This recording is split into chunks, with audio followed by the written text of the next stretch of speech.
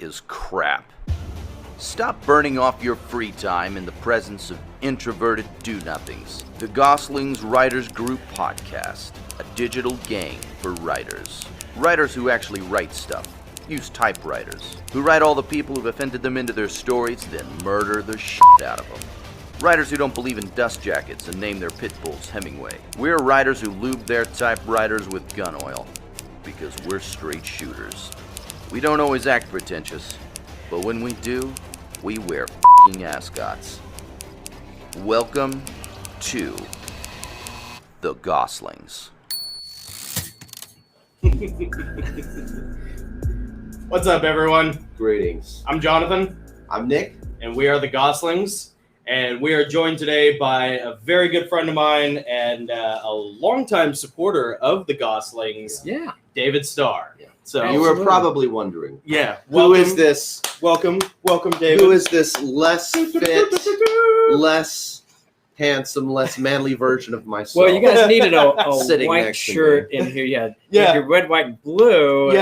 Yeah, David brought But America's dead, so I wear black. That's right now.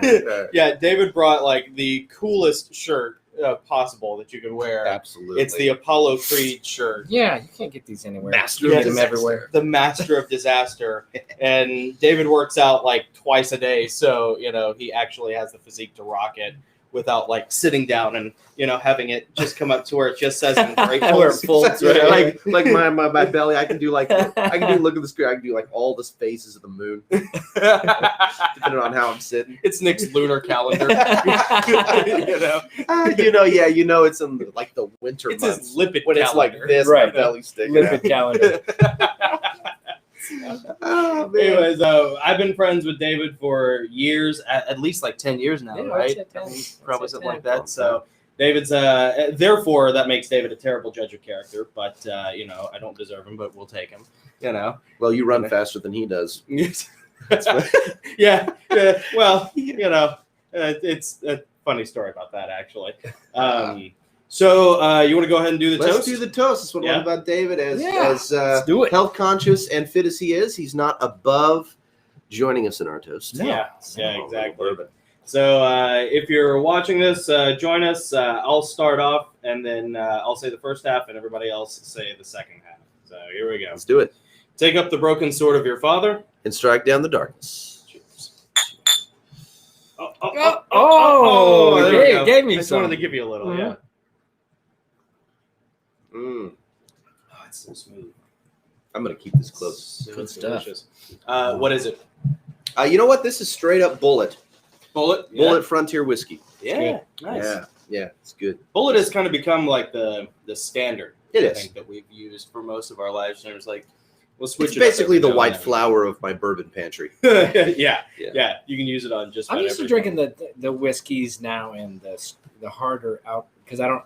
You probably don't know this, but I don't eat sugar anymore. So I've been cutting sugar out of my diet just because years of abuse to your body from working out heavy and all that stuff, but just joints. So ever since I got rid of sugar, amazing. Awesome. Like joints don't hurt, elbows don't hurt, but instead of drinking beer and stuff like that, if you drink, it doesn't affect insulin levels if you're drinking like 80 proof and above. Yeah. So whiskeys and tequilas and This is 95, I think. oh yeah, Yeah. I can taste it. Awesome. This is good. Yeah. Yeah, So if I I can- do ever make the decision to go down that hard, bumpy health road, You can smooth out. I the don't transition. have to, I'll, like, I'll tell kill you. this. I'll tell you. It's a great suspension system. I mean, anything starchy like breads and stuff. I don't. And I haven't done now for like the past 2 years. But ever since I did that, man, inflammation in joints, my elbows would hurt like crazy. Yeah. No longer, dude. And I'm not missing anything. I'm not hungry because I'm still eating.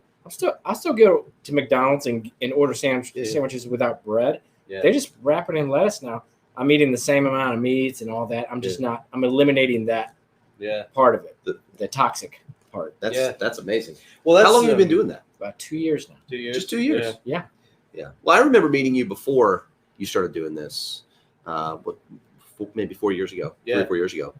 And You've you were slimmed down you were since then. already pretty fit, but I remember you not being as cut I mean, you were bulky, but you weren't as cut as you are now. It's amazing when you eliminate how much calories, sugars, starches are in bread alone. Because every once in a while, before I did this, come summer, I would still make a sandwich, but I'd only use like one piece of bread instead of two. I'd just cut it in half and just same amount of meat and everything. And just by doing that, how much just extra weight from that, I was like, okay, if I eliminate sugar almost completely, you can't avoid it, all of it. Well, it's in so much. I wish we had this science 2,000 years ago, because when Jesus was talking, he said, "I'm the bread of life." I'm wondering what he'd say now. Like, I am the lettuce wrap of life. I am the lean turkey bacon of life. I'm not big on the lettuce. There's no nutritional value in lettuce at all. It's a wrapper. Yeah, it's a wrapper. That's all it is. But there's nothing bad in it either, right? I mean, it's just kind of a filler. No, unless you get people who are vegetarians and stuff, and they talk about all this. Oh, I'm eating so healthy, but you know how much sprays and toxic stuff go into that to kill the rabbits and the bugs around your, because even though it's organic, you're still allowed to have a certain amount of pesticides. Yeah, there's an acceptable but everything amount is of clean. pesticides. Yes. Yeah, that's true. Isn't that great? Yeah. Well, sugar is in everything. Like processed, refined sugar is in everything they can put it in. Every single thing. There are substitutes, erythritol. Sucralose, and things like that. So there's it doesn't affect. What was that for erythritol? Erythritol. What is that? I've probably eaten it in gallon buckets, but I have no idea what it is. Stevia. Artificial sweetener. Yeah, you just got to be. It's not artificial. It comes from a plant, but you just got to watch the maltodextrin in it that they add. That's not good. But if you find it just erythritol. Sucralose, monkey fruit has that, and some of it messes with your stomach a little bit. But you just gotta. What do you enjoy eating the most, or what do you eat them? I know you probably eat a variety of things, but what do you think gets the largest wedge of the pie on the pie chart? Oh, for me, venison. Pyramid. Venison, really? Yeah. I eat deer meat every day. Really? Every day. You probably have it stored, freezer. He's got to shave down his antlers once a quarter. If I don't get 3 deer a year, turns into a button buck after. I have to get 3 deer, at least 3 deer. Otherwise, I'm not making it through the year. Yeah. Have to be in that freezer. And you go up to Ohio to the cabin twice a year. Is that right? Twice a year. Lately, 3 times a year. Is it better hunting up there in Ohio than Tennessee? Would you say? Bigger deer. Bigger animals, I would say. Okay. I wonder why that is. It just got. I think it's because the winters up there are harsher. That you have to be stronger up there to survive. So those deer are getting bigger. They're eating. There's farmland up there. It's just it just depends on where you're at, because they're eating corn. They're eating acorns. Whatever you plant, the bastards. Yeah. We didn't. Today. This year's the first year I threw out seeds. Just the clover. Okay. Clover, ryegrass. Yeah. And it's growing. Yeah. I mean, that's natural. Yeah, that's natural. But usually we don't have a plot or anything. Yeah. It's just whatever's out there, because hunting the hills of Ohio is different than hunting Tennessee. Yeah. It's actually hills down. Not a lot of people are out there. Right. Hard hunting. Yeah. Because it takes a lot out of you, and then you got to get that deer back. Yeah. Right. That's the thing. Yeah. So you can kill a monster deer, but what are you going to do with it after you kill it? Well, I just killed that. Well, this is my day, because then I'm going to spend the rest of it getting it out. Yeah. I'm going to spend the rest of the night just laying in bed. Some of the deer, I mean, you could field dress it, right? And leave some of it. Yes, you field dress the guts out of it. Yeah. I helped Jonathan with his first. Yeah. So everything I know about deer hunting, I learned from David. It's awesome. David has been like my hunting guru. My first time at a tree climber was thanks to David. I own a tree climber because of David. Everything I know from all of my equipment, the butt out tool. I didn't even know the butt out tool existed before Dave. Yeah. You showed me the butt out tool. Yeah.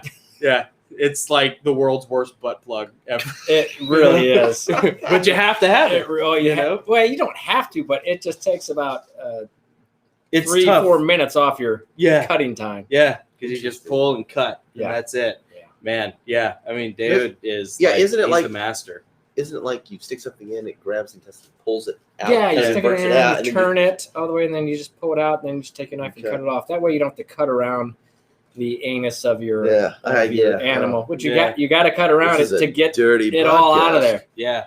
In one piece. You have to cut out the digestive system. So you basically, after you scissor open, then you got to be careful when you're scissoring open so you don't hit the stomach. Because it'll expand like a balloon. And then you go in and you cut the esophagus, and then you can cut down below, but you really want to like use that butt out also to pull out. Yeah, because you're cutting away the diaphragm, you're cutting the esophagus, and you're reaching up pretty high. Yeah. And then once you cut that diaphragm out, that's holding all those organs.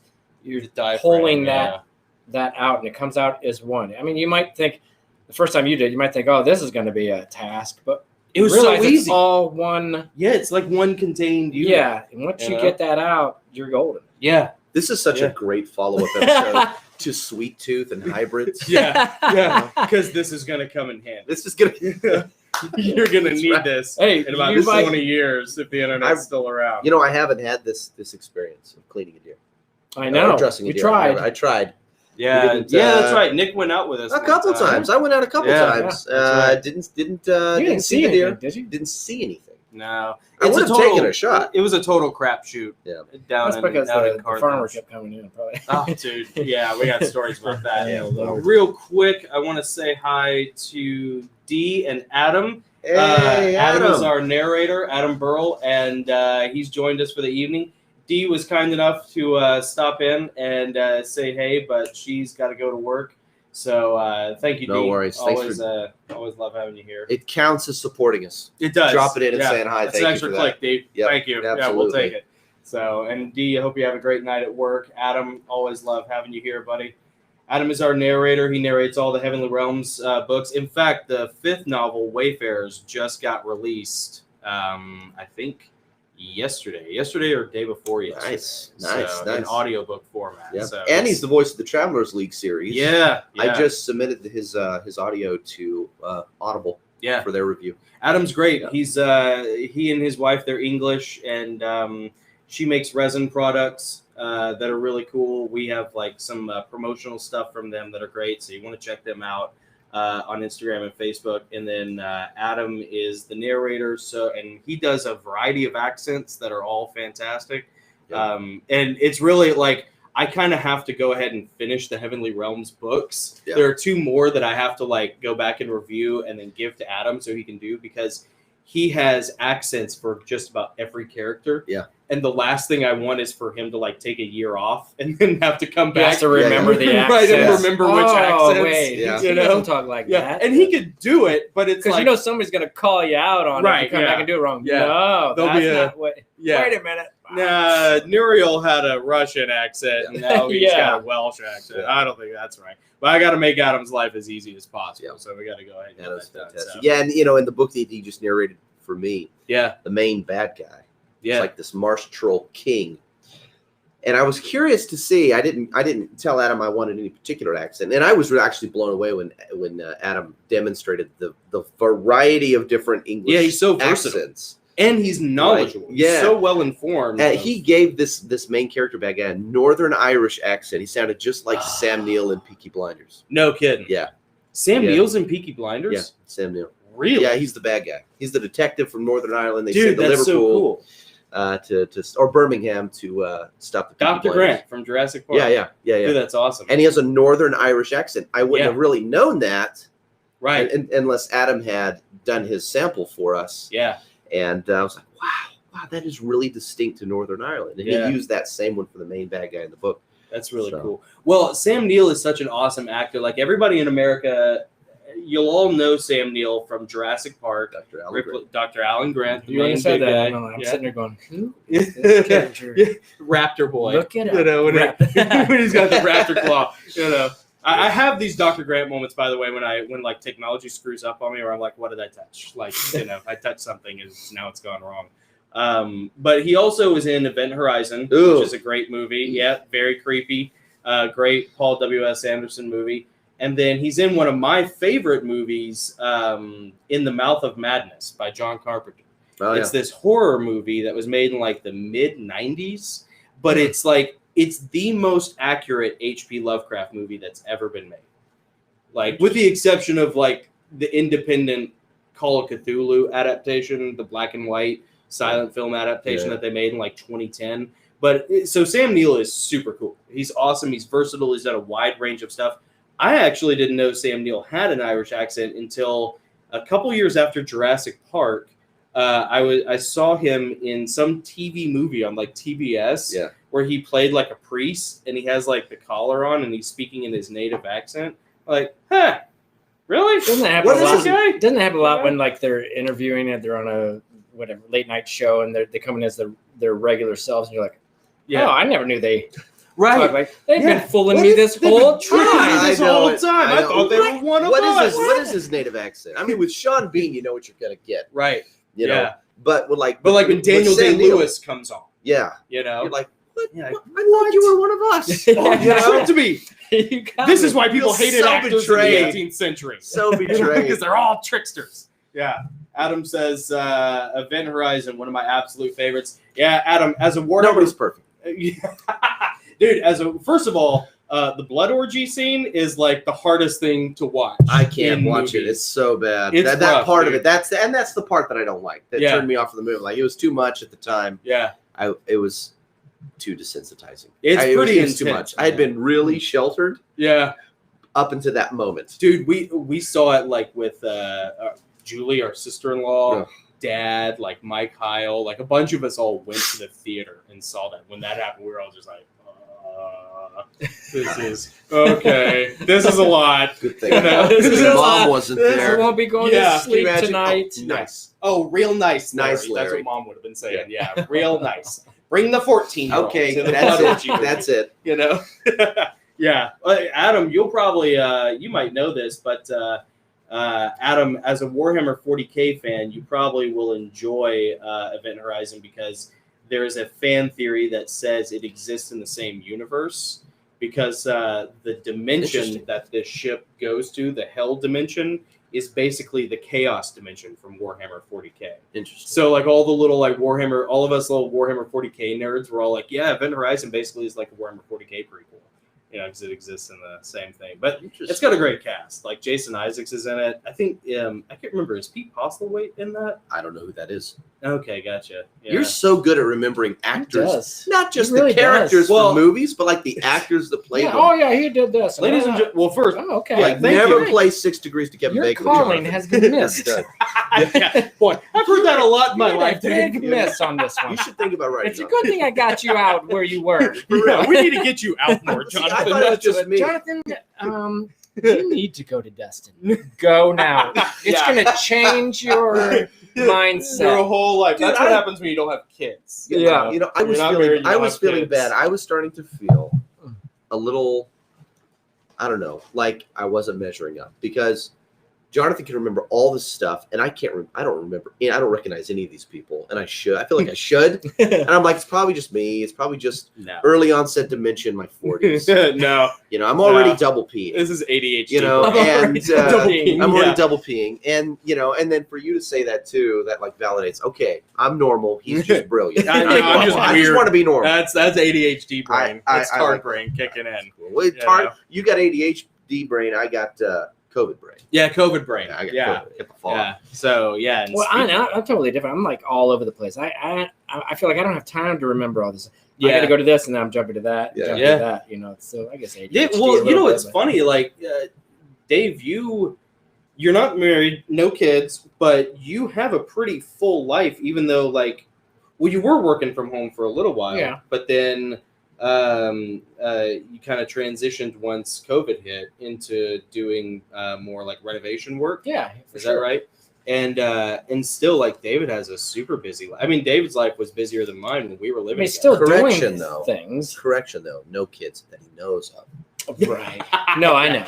The bell hasn't rang. I've been Well, very right. safe. Then we know. I learned back in high school, and I learned about contraception, and I knew Choosing I saw what wisely, others were doing, and I you know. did opposite. Yeah. That's to called wisdom. Not have to go through that. That's called wisdom. Oh, this how it happens. Like if you can walk across glass, or you can walk around it. Yeah. And or you can walk over like, the dead body of the person who fell in the glass. I respect I was that like, so I much. can walk around this That's instead great. of walking through it. That way I don't get the repercussions. Right. And I can get to the same spot. Well, looky here. I mean, I don't mind, Who's winning now? A lot of friends, had kids early, not expecting to have them, but Yeah. had them. So Yeah. your life from then on is this is what you're doing. Yeah, that's you what don't have a You different, have different forced an path. early chapter. Some people, Yeah. there's a lot of people, that yes, I could be married right now. Yes, I Sure. could have kids right now, but I don't want to do that because if you think anybody can really get married, anybody for sure. can really For sure. have kids. It's like, do you want to do that now with someone you not really wanting to be with? You just wanted to get married to get married? Because I've had friends who just want to get married to get married. Yeah, right. Just I'm like, I don't think that's the way to do the it. decision you're supposed to make. Like, No. you're supposed to do that. But Yeah. but no, I'm fine. Yeah. I'm That's fine. awesome, man. I'm fine. Dave is one of the most well-adjusted, happy individuals I know, and part of that really is because you work out a lot. You work out a lot for most people. That you helps. know? I mean, It does. That's just a stress relief. But right. Yeah, but but your emotional mental health, though. Sure, It's got to have an impact. well, Dave and Nick kind of operate on the same wavelength because they're both very regimented Clearly. and disciplined. Like, well, like Nick with his writing, and then you with your physical stuff. Yeah. Like Dave and I lived together for a little while, and it was arguably the happiest time of my life. Except for every Sunday at 4:30. Yeah, except for every Sunday at 4:30 on the Gosslings live stream. Tune in. And Don't while forget to you're at it, subscribe. Yeah. why don't you go ahead and subscribe? Hell of a segue, Nick. That's awesome. So good. But Nick gets up every morning at a certain time. He writes at a certain time.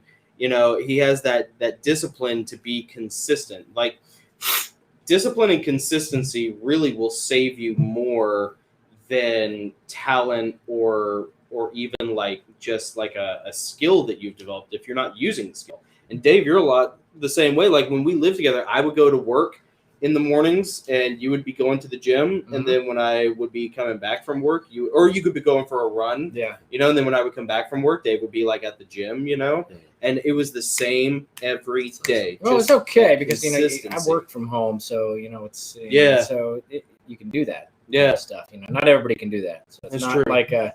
and it gets monotonous being at home A little bit. too long. Yeah, you get a you're little just like, I cabin gotta get fever. out of here. Yeah. Yeah. You're like, I gotta get out of here right now. Yeah. So that helps you go. Do you do a lot of jogging or running, or what do you do? If I run, it'll be on an off day but I used to just run in the morning and then jog, Right. Right. And then work out later. Yeah.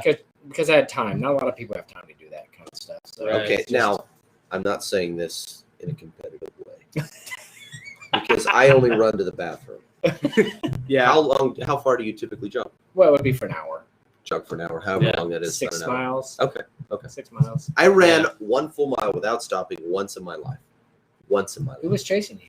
No one. No No one. I Wow. actually reached a motivational level to do that thing. Yeah. And I did it, and I've never run since. This is the last time I ran. See, that's what happened with Jonathan when he got Lily. He's like, Lily takes off. He's like, he had to run. Yeah. I have to. Now, Now, if there's not a carrot. Lily, no, come on. The best thing that happened was the cat went up a tree. When that cat went up a tree. Because the cat Lily got stopped. tired. The cat Yeah. got tired. Yeah. And Lily Yeah. can't climb a tree. She's not that smart or that thin. So when she stopped, I got to stop. She could have plowed into the tree and shaken the cat out. Yeah, let her have it. Are you kidding me? That'd be like a $10,000 vet bill. That cat would have demolished Lily in a heartbeat. I do get up pretty consistently. Yeah. But, and I could brag about how early my alarm goes off. It's not Mhm. necessarily when I get out of bed. But nobody has ever, if you go back 2 episodes, episode 35, where we interview Stephen Pressfield, Yeah. he gets up at 3 a.m. 3 a.m. and he goes to the gym. and he goes to the gym first. Yeah. And then he comes back and writes for 4 hours. He's Yeah. done by what, noon? What time does he go And- to bed? Like 8 o'clock. Yeah, 8. Oh, Yeah. so if I went to bed at 8 o'clock, I'd be waking up Right. at 3. You He's get in up his at 3 a.m. 70s. too. How old is he? 70? Yeah, he's got to be in his 70s. He's in his 70s. Yeah. He's pretty cool. Yeah. He's pretty cool. And I was like, Rad. 3 a.m.? Oh, you got me beat. I got Yeah. nothing to brag about. So when to you get, brag. let me ask you this: when you're you get up and do your thing, you got this schedule, and you start writing. How long does it take you to get all your ideas down to then write a book? Yeah, well, yeah. So when I start writing, do you have a time assuming I limit? don't get distracted? Okay. When I start writing, it takes me about 20 minutes of moving my fingers, about 20 minutes where I get totally focused and the ideas start coming out. Yeah. And if I have everything mapped out ahead of time, like if I have the story structure and I know what I'm going to talk about in this chapter and then this chapter, which I should do. If I have all that mapped out, I can jump right in, 10 minutes and it's really flowing. Oh, okay.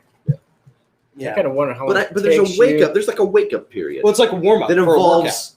Dude, it takes. I'm just glad you finally got it. You're working together. Oh, you're always talking about.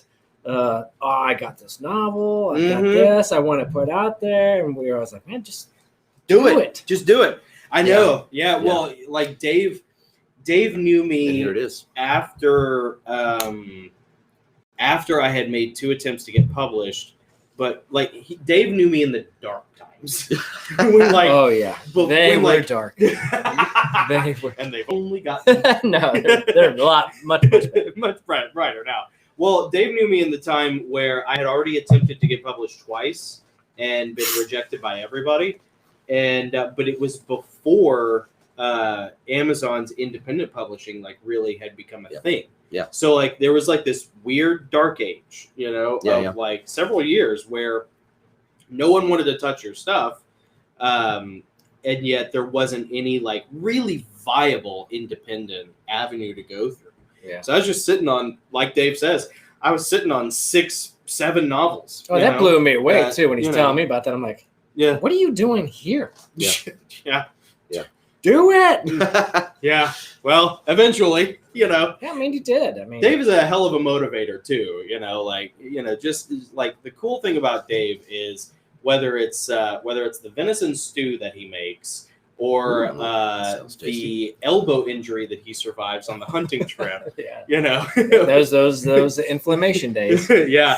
What's interesting about that too? I got another friend who he's older and he's like a heavy equipment mechanic, and he started doing the same thing about 2 or 3 years ago, where he cut out sugar and same thing, because sugar creates inflammation in the joints. It damages your immune system. At least those kinds of sugars. Yeah. The processed or refined sugars, and so the stuff that's in all of your ketchup, all of your bread, your pop, all of your soda, that root beer I had last night, yeah.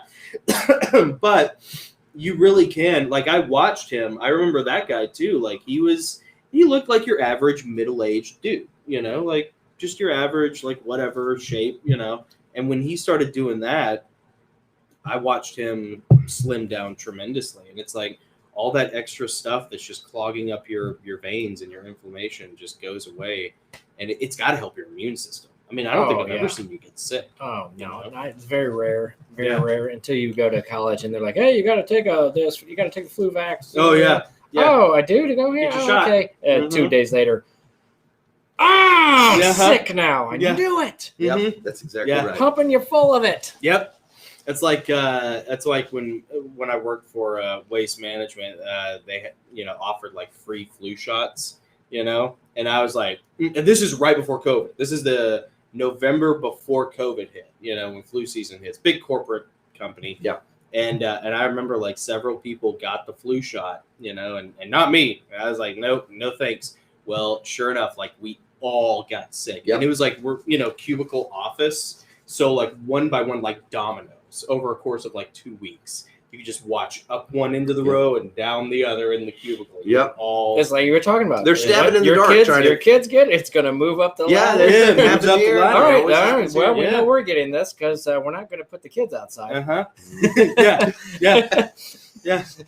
Yeah, dude. I mean, it's just and it really is it's what we're looking at now. It's you can get that useless flu shot, and it'll probably just end up making you sick. What was always crazy to me is when they were talking about the flu. Don't forget to get every year. Get your flu shot. Get your flu shot. We'll have it. And then they're like, they tell you, well, this is the kind of strand of flu we might have this year.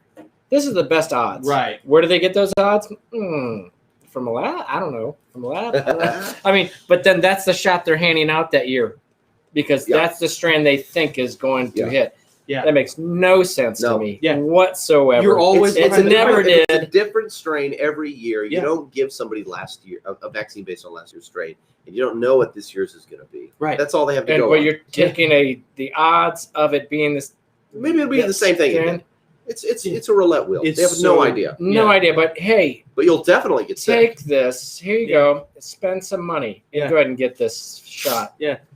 Okay, that makes no sense. And now if you don't take this new vaccine, the Fluhan vaccine. Yeah, the flu. What did we say? Let's call it the Fluhan, so we don't get banned. Wait, we can't. The Wuhan flu. We said we can't call it a vaccine because it's not vaccinating you against anything. Anything.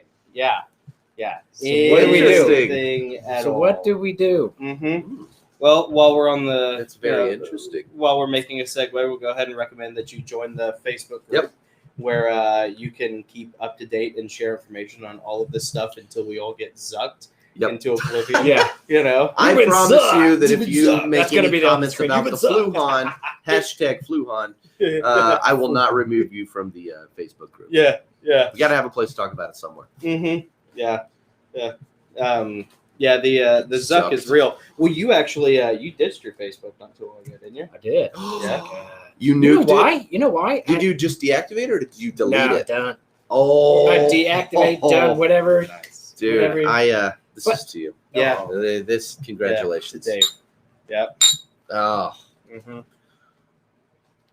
Well, it's weird because that's amazing. All I did was I sent a private message to one of friends or whatever, a meme that was out there everywhere. This is last year, a year and a half ago. I sent this meme out, and it was, of course, the kid who went through and defending his life and shot those people. Oh, the Kenosha kid. Yeah. Oh, yeah. One of the memes the was hero of Kenosha. Yeah. One of the memes Kyle was Rittenhouse. Yeah. Oh yeah. That's the one. But the meme was one of Eminem's songs. His arm spaghetti, but anyway, there was that dude with his arm being spaghetti because he's the one who had the gun in his hand trying to shoot the kid that they were chasing. Yeah, and he almost blew his arm off. Basically did. Yeah, and that was the meme, and it was funny because it was that's awesome. Eminem's line. His arm spaghetti. Well, they just sent me a thing. I looked at my account. I'm like, you have been limited on who could see your stuff because of this. I'm like, wait, when was that? That did it? It was like a year ago? Yeah. I've been seeing that. I was just surprised. I was like, so you're limiting on me like I'm a villain. Yeah. You're the bad guy. I'm a traitor for just from a year ago. That happened to Jim, our buddy Jim Pell down in Florida. Yeah. He just got a notification that one of his posts had been flagged or removed because of something he did. It was like a year and a half ago. Yeah. A long time ago. So they're digging back. Somebody reported he offended someone, obviously. He offended someone. They reported him. So Facebook started digging through his old post to find something offensive. Yeah. And I am total, once you do me wrong, done. Yeah. And I won't look back. And I'm like, oh no, I'm done. I'm done. All right. How do I get rid of this immediately? Yeah. Boom, boom. Do you do any social media at all? Any like new platforms that you do? I'm BitChute and BitChute's awesome. Yeah, BitChute. MeWe, whatever you want to call it, MeWe, and Gab. But I don't promote. I do have on MeWe. I started because everybody was trying to get rid of Facebook. Yeah. They were like, what, it's time. Yeah. Jump ship. Yeah, get the heck out of here. Yeah. You're being controlled by everything. They're watching everything. Yeah. And there's other platforms. They're not what you're used to, but you have to move on. You do in life.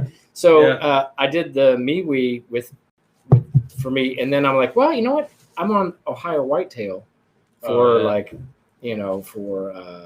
for Facebook, and I'm like, I'm gonna start my own Ohio Whitetail on MeWe. Yeah, why not? And people came over. Oh, that's and so awesome. I'll just post stuff, stuff that we've made. Like I've made antler lamps. I've told you, they're awesome. The antler lamps and stuff with the antlers engraved stuff. And just posting stuff that me and my friends want to see, and just wildlife stuff like that. Yeah. So it's not like moving. I don't care if it goes anywhere. It's just that's our page. But we all had the same experience when we transitioned from MySpace to Facebook. Yeah. Yeah. I mean, if you're old enough to go back, and all three of us are, and then there's people out there going, Yeah, what's MySpace? Yeah, MySpace. Is that like the dark ages? Is that when you used to like paint things on the cave? Yeah. You know? Yeah. Yes, It was, that's exactly what it was like. It was the Mayflower of social media. It was, yeah. and people were making money off that. Like if you wanted your page to change, which was unheard of, people were coming up with, how you can put a background of balloons or whatever in your background of your home of your page. They're making money off that, selling that. Yeah. So I mean, dude, people are still making money off of AOL. Yeah, isn't that I'm amazing? not gonna lie, I still have an AOL. Do you? account. Do you the pay original? For it? Do you pay for it? No. Okay, that's good. Never. You don't remember when the discs But I use would show it, up in the mail? and it's still there. I'm like, who owns? Yeah, somebody's got to own it. It's still working at this point. But if I'm signing up for something and I don't want to get a bunch of emails, send it to the AOL account. AOL. Yeah, send it to the the dump account. One of the first times I ever received one of those AOL update discs. Yeah. In the mail, I thought, wait a minute, can't you just do that connected to the internet? Isn't that the whole point? Right. Yeah. Connected to the internet, so you don't have to mail things. Mm-hmm. It's like weird. Except now we don't get that sound. But there's nothing to charge. Yeah, there's no modem noise anymore. I know, it's so sad, that isn't was it? beautiful. Yeah, I almost want to Those are called labor pains. That was the labor pains of the internet. Yeah, those are the constipated gruntings of the modem trying to crap out a connection. Yeah. Let's see. Adam says he's talking about Event Horizons from a while ago. Sorry, Adam.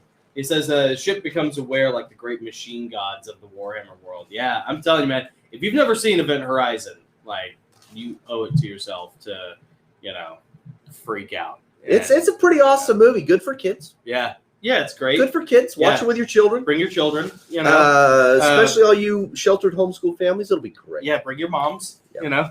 Definitely. I can feel the sarcasm in the room. It's getting. I hope so. I was laying it on pretty thick. Now. I was laying it on real thick. All right. No, I can't remember if I don't think Pete Postlethwaite was in that one. He played Kobayashi in The Usual Suspects, the guy who is the representative for Kaiser Soze. He was also the big game hunter in The Lost World. Bald guy, strange face. Yep. He was the main bad guy, Hackathorn or Hawkthorn, I think was his name, in the show Sharks with Sean Bean. It's got a very distinctive feature. I still haven't watched that. Yeah. Well, it's awesome, and he's awesome, and he's awesome in everything he does. But he has these very stark features, to his face. And a buddy of mine, I call him Farmer John. He made the astute observation that Roman Koch, the main good guy from my Sasquatch book, Sasquatchlips, basically is Pete Postlethwaite. Okay. And much like how Adam has done voices that have now influenced the writing. Yeah. John mentioning that has totally reframed you can hear his how voice now. Yeah, every time I write, I'm oh, that's Pete Postlethwaite. Damn, that's John. Awesome. You've tricked me again. That's awesome. So that's a big thing with writing. There's a lot of it that is you think writing and being creative is a solitary experience, but in a lot of ways, you're influenced by all these different things. His voice, his voice and what he can do kind of influences the way maybe characters and stuff. Adding characters. Yeah. That's interesting. He's got such a deep, rich voice. He has such a variety of accents that when I was writing this last kids book, I was writing all these different trolls, and they're arguing with each other, and then I have all these all these other characters, and I was because I'm used to his voice and what he can do. I was hearing his voice doing each one of these characters, and it influenced how I would write their dialogue.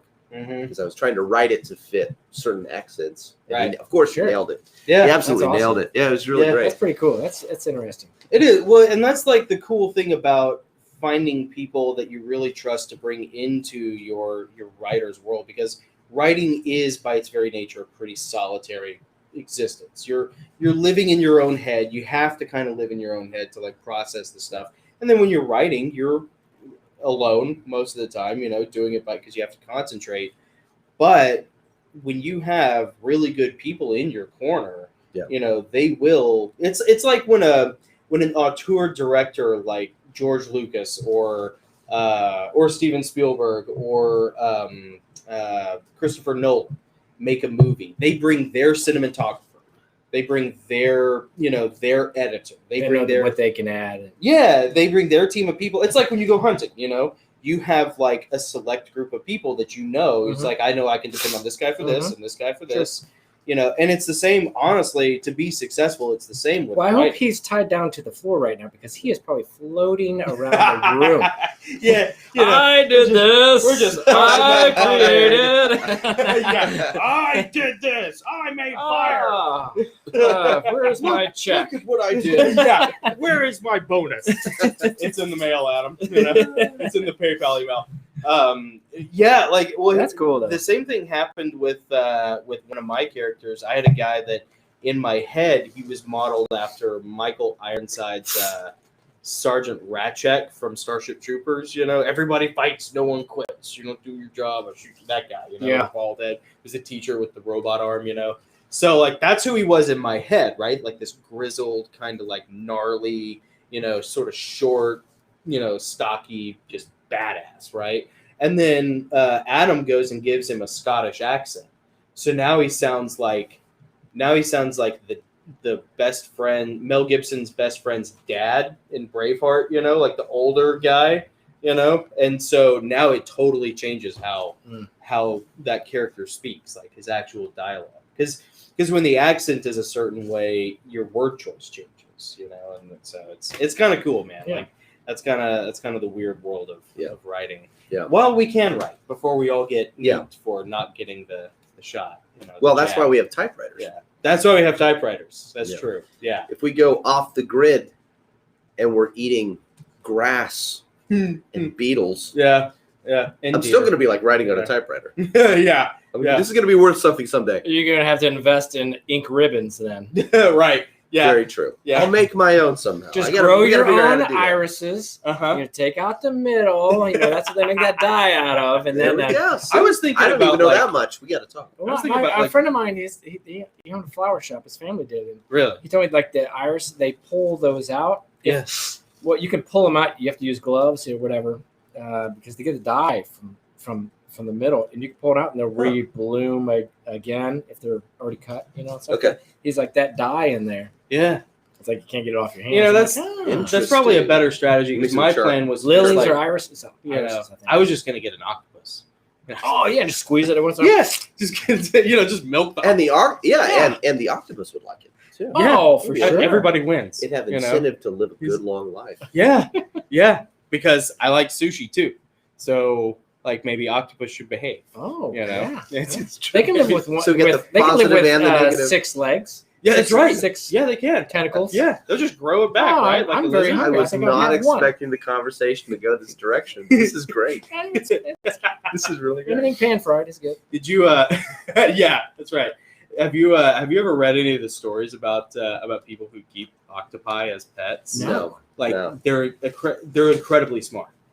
They're like chimpanzee level smart. Really? They will escape from the thing. I knew they could escape. I can see and that. they can slip through tiny I've seen a few spaces. videos of that. Yeah, they get through. They figure it out. If it's the size they're like of a squirrel trying to get to the seeds. Yeah, exactly. Yeah, except they got to be smarter because they really will like break out. What if an octopus wanted to be like get inside your body? Right. It could do it. It could do it. It could do it. Because you got to go to sleep sometime. Yeah. Yeah, and believe me, there are. It'd be like that scene in Prometheus where she's like, you don't know that octopus is getting inside of you and you're asleep, then you've had too much bullet. I don't know when you've had too much. I don't know when you've had too much bullet. Octopus inside your intestines, and you didn't see that coming. Whose fault is that? We don't have any octopi here. That's called a Darwin Award, Let's see. What did Adam say? Adam says, "Go up to." Let's do this one first. No, one more up. One more up. Adam says Susie has watched it. Definitely. Speaking of Event, yeah. Susie's his daughter, and she's seen Event Horizon. Well, I'm glad it was after I recommended. You know what's funny? Adam, you blame me. Start him on Waterworld and then work him up. Yeah, that might traumatize him more just because it's so bad. Adam kind of seems like more and more like our dad as we go along because that totally would have been a dad move. That's a dad move for sure. Yeah, like Dad brought home Terminator 2 when I was like 9, and it changed my life. I loved it. Like I bet Adam made me into the man I am. It did. It really did. Yeah, it's no wonder I work in a gun shop. Yeah. Adam says maybe I should send examples. I hope he means of his narrating. Oh yeah, yeah. By the way, that's actually a good reminder, Adam. For anybody watching, Adam Burrell has a YouTube channel where he posts previews and like sneak peeks of his narration of our audiobooks, except he does something really cool. He puts music to them and sometimes effects, and they're really good. Yeah, we should put his channel link in the description. I usually do. Yeah. Okay, it's cool. If you're watching this now and you want to dovetail over and check it out, look at any of the previous live streams from the past, like probably 5 episodes. Yeah. I think, and you'll see Adam's YouTube channel linked in there. And then later on tonight, when I go back and I, do all the post-production stuff on this, I always copy and paste all the stuff. You know what we could do? We could just sit here and like mute us and just each of us say strawberry banana. Yeah. And then have him dub in what we would say. Just pipe it. Just send him. Pipe in it. He's like, okay, I got this recorded. Because you could send him like a. We're just sitting here saying strawberry. Is that what it was? Strawberry banana? Strawberry watermelon. Strawberry watermelon. Strawberry watermelon. Strawberry Yeah. watermelon. Oh. Watermelon. And then mute us, and then he'll be in there going, Yeah. And it was at this time. Lo, it was upon this occasion that. Adam actually sent me a couple samples here. Oh, sweet. Of his voice. I'm gonna we're obviously perfect. but I'm going to play did this that a few minutes ago. Let's see here. Yeah, go for it. Here's sample one. You're gonna hear this coming from the computer speakers into the mic, but I think you should still be able to pick it up. Here we go. Hey, laddie, you cannot see what's going to happen without the zeal once things get going wrong. I love that. It's good Scottish. Here we go. Right, I'm from Marsh Troll, and I'm from Northern Ireland. So good. So good. That's King Boglak. Yeah. Is the name of the Marsh Troll King. The bad Oh, guy. yeah. Yeah, that's very good, Adam. Thank you for sending that over, man. That's awesome. Adam's killer, man. Well, and I mean, what? He just did that. So it's like, you're just able to like change it on a dime. Oh, yeah. Yeah. You know what, Adam? I'm not even convinced like English is your real accent anymore. Who are you? Yeah. Well, we'll have to watch him on a late night television show to know what his real accent is. Right. That's the thing. Someday Adam's going to appear with his real accent. He's going to be like, That's awesome, Adam. He's going to be on Conan or something. Better not. Oh, that's his voice. He's German. He got us. For us. Well, it's like I remember watching the Gosslings every Sunday at 4:30. It's good. Standard time. Yeah. It's a good time. It's good. We have good times. Yeah. Da. It reminds me of I remember when right after Mel Gibson made Braveheart, he went on to like Jay Leno or so. He went on to one of the late night shows, and he still had the Scottish accent from like when he was. Oh, he's just so into it. And he's still using it. He had spent so many months like acting and directing the movie that like he developed a Scottish accent. But then if you listen to like some of his other like his really early interviews, he was born here, but he grew up in Australia.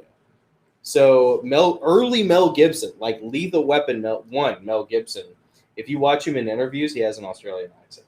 Interesting. Yeah, it's wild. Interesting. Yeah. Interesting. So it's exactly like what you're talking But his accent has changed recently. He has more of a Catholic accent. Right. It's more of a Catholic Orthodox accent now. Yeah, that's if I'm not right. mistaken. Yeah. He's just every time he goes up there, he's like with a slightly crazy dialect. Yeah.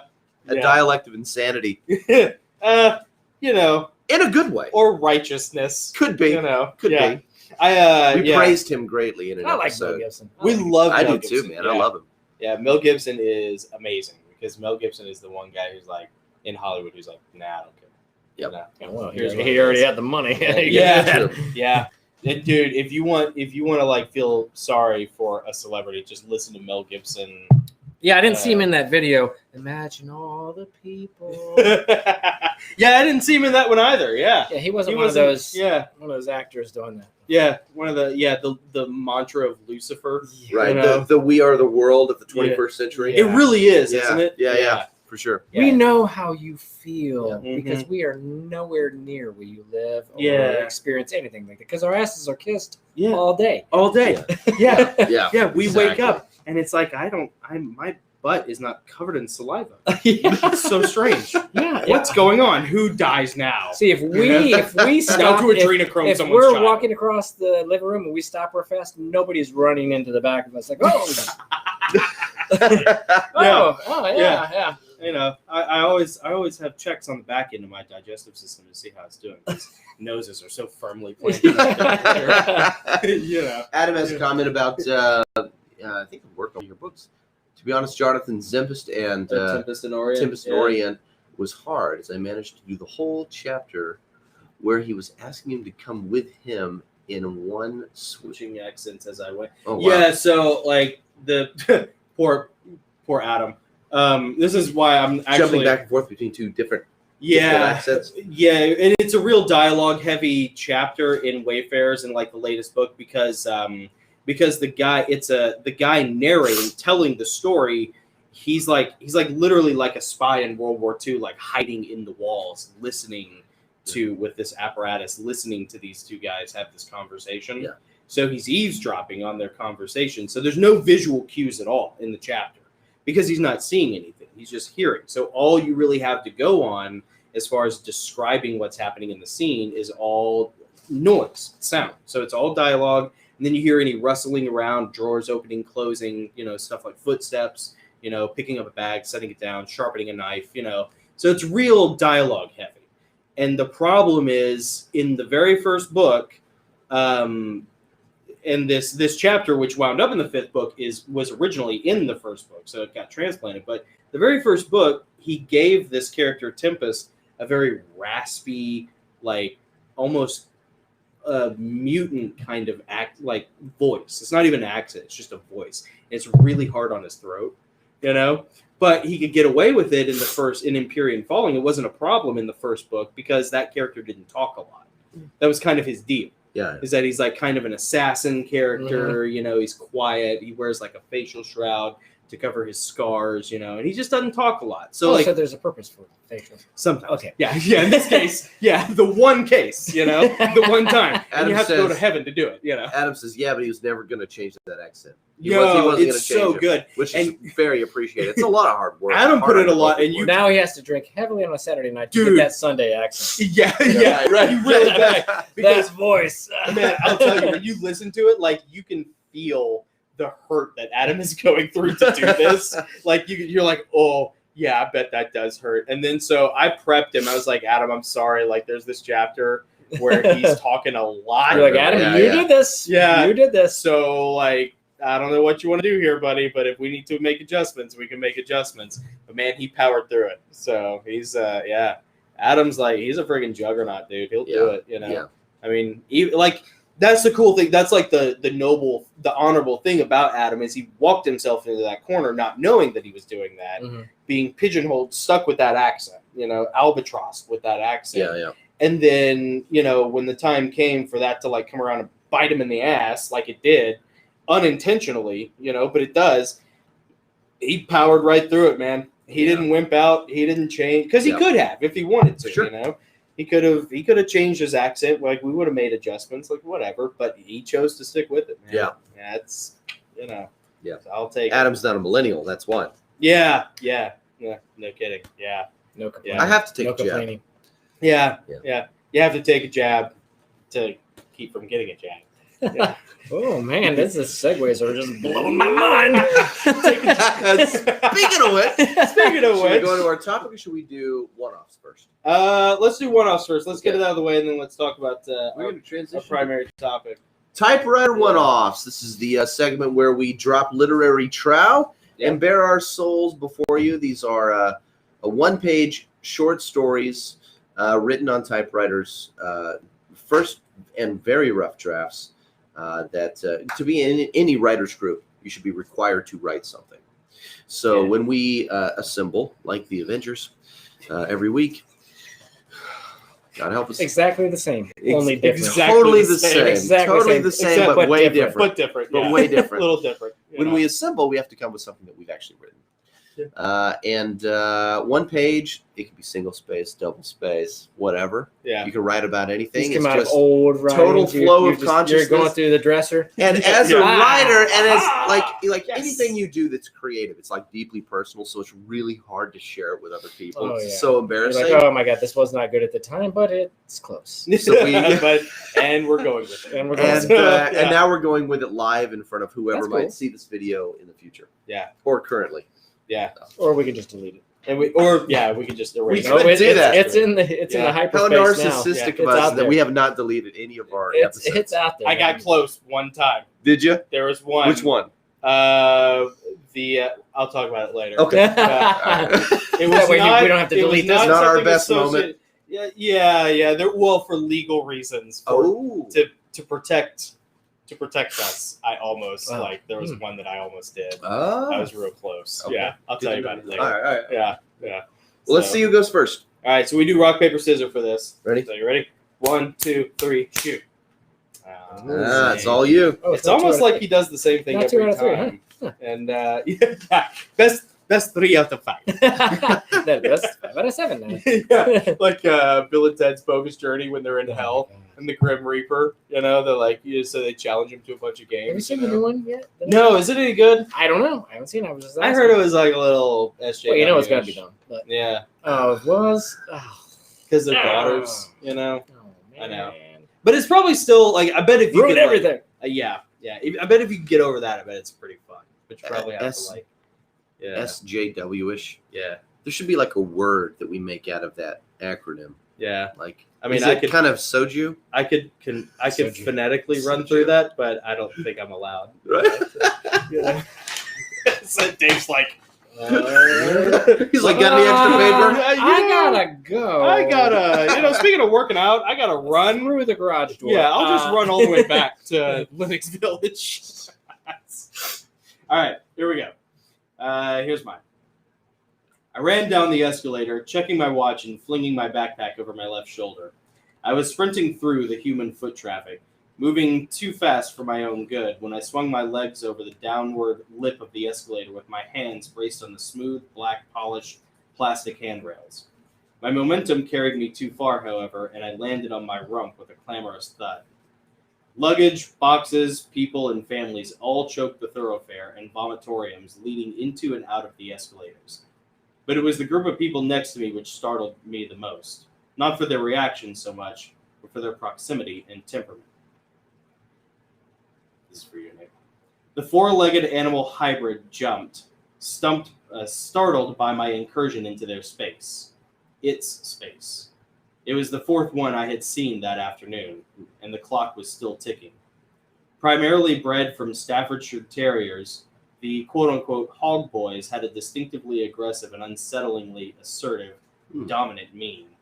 Under 2 feet tall with the body of a pit bull, their heads were an abominable chimera of human and hog, with a pig nose and hair jutting whiskery in odd places. The bright, beady, angry human eyes were hooded by a heavy, hairy brow. It snarled and jumped, tamed only by the yanking of its leash by its burly, tall, sweaty, equally grotesque owner. I hear the father command it with a guttural bark, and it snaps to, its razor fangs baring as it snarls and protests. But the clicking and scratching of its talons across the polished tile of the airport floor, just in front of the escalator, are what take me by surprise. Eagle claws. That's new. And horrifying. These things are abominations. Of course, you're not supposed to say that. They are supposed to be beautiful. Our children.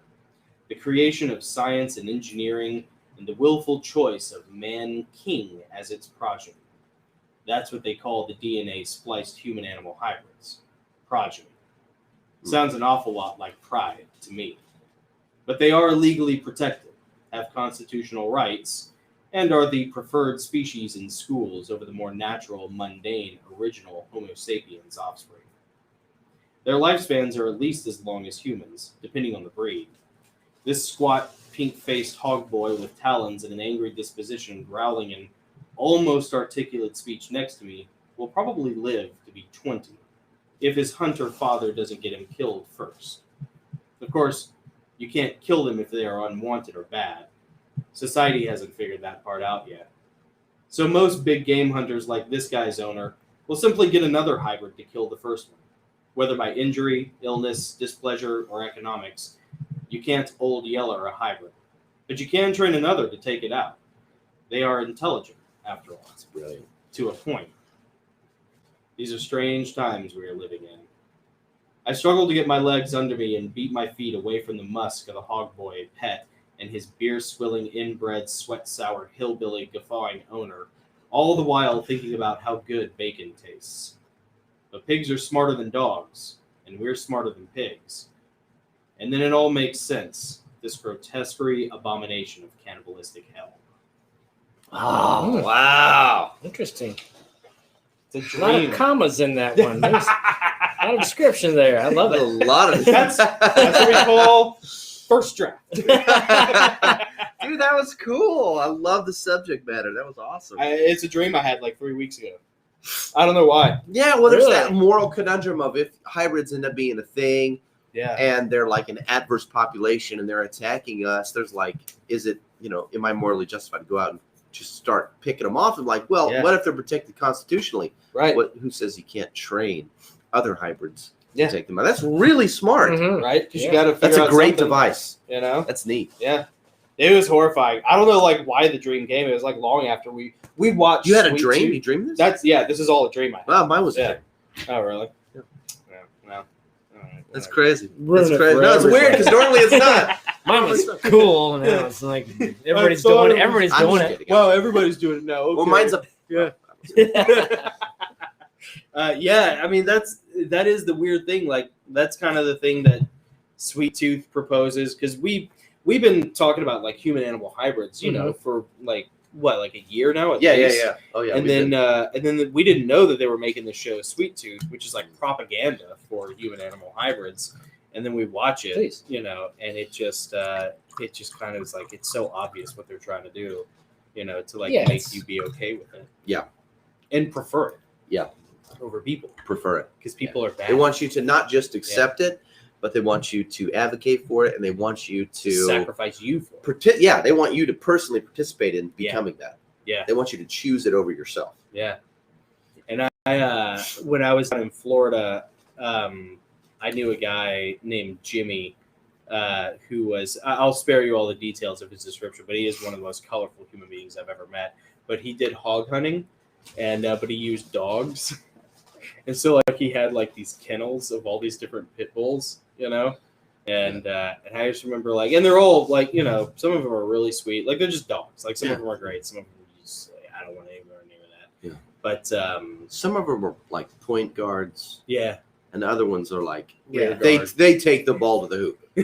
yeah. That's their only purpose. Of it. Yeah. Some of them are meant to be in the rear with the gear. Yeah. Yeah. Right. Yeah. Right. Just sitting on a box of cakes. But there was like this kind of creepy element to it of like he uses these dogs, he raises these dogs. It's like this weird line of like he cares for these dogs and he raises them, but at the same time like he understands that any of these dogs might get mauled by a hog and he just is going to kill them. So it's like this weird kind of disconnect of like they're like kind of a pet and kind of a child because he doesn't have any children, but then they're also kind of like just property. Right. It's like a work animal A work animal. for a farmer. Yeah. It's like a horse or any kind of work animal. It's Or like, like in the Old Testament, it's like the Old Testament Hebrew, Yeah. where they would have a lamb that they would raise, and they would bring Yeah. it into their home, and their kids would help them raise the lamb. Everyone Yeah. close to the lamb, And then but they knew they were going to sacrifice this lamb right. at some point. Yeah. After everyone got attached to it, they had it for a reason. Yeah. And it is I think like at some point you'll get to that weird spot in life. Like, But otherwise, is it a sacrifice? yeah. I don't know. Yeah. It's a weird thing to think about, but I think that's probably going to happen at some point. So Man, Nate and Adam are having a good conversation. Let me read that's this. sweet. Yeah. I'll read this, and you can chat with him if you want. Yeah, Wanna hand read? me this stuff so I can Yeah. make sure I'm not missing anything in case Adam and Nate need to. And I'll read you mine. here we go. No, Let's God do it. forgive me. All right. I had given too much of myself to her. I had slowly become too cordial, too familiar. It was a slow creep over several years. Suddenly, I realized that I had overexposed myself. The ring on my left hand had become loose, bigger, sliding nervously, dangerously. My ugly, knobby knuckle kept it on. The ugly, knobby knuckle that only one woman could ever love. I hate my large, knobby hands, but the one who took my hand years ago has always seen them as mighty and beautiful. Somehow, a new woman doesn't notice the grotesque knucklescape and sun-wrinkled skin stretched over bone. This new woman has smiled at me the same way since day one, always giving more ground when I go too far. Now she stands before me with an invitation. It is the first bold move in a year-long game I didn't even know we were playing. And all at once I realized that I had led her along to this very point. And now she wants to make good on all the unintentional and inadvertent promises. I'm awash in a flood of lust and fear and guilt. Though I have not done anything yet. She stands there naked. I had no idea she had tattoos across her shoulders and down the backs of her arms. She offers them to me. I can't do this. I can feel my wife's heart breaking from far away. And my heart breaks for her. And I haven't done anything yet. In a panic, I rush out and away from this new woman. I do feel bad that I've led her along, but I don't know. I see the hurt in her eyes, the longing, but I hear the thunderous cracking of my own wife's heart. Or maybe it's mine. We are one. Surely she knows, or at least suspects. I must reassure her. I must go back to my wife. I must hide the evidence. But there was no crime. Yet I feel guilty. The alarm goes off, and I jolt upright in my bed. It was a dream. My wife stirs and asks if I'm all right. Everything's good, I sigh. I wrap my arm around her and smell her hair.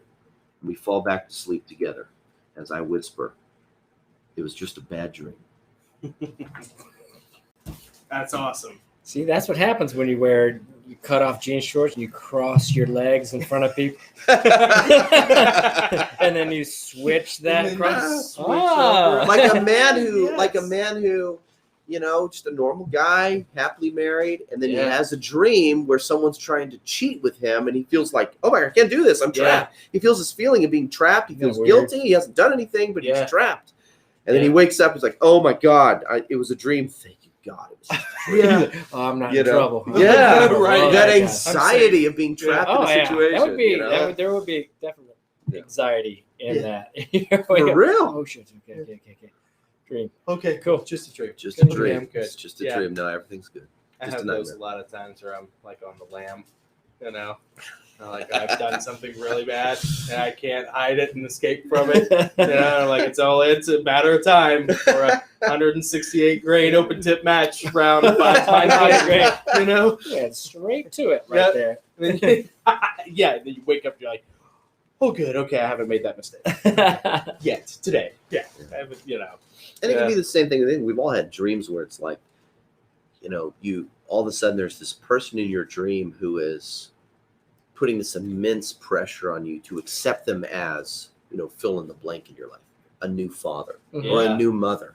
But your old father and your old mother are in the dream too, and you're like, wait a minute, and you're trapped. Like you have to accept this new person. Yeah. But you can feel the disappointment, the hurt from the old person at the same time. Oh, it's awful. Mm-hmm. It's awful.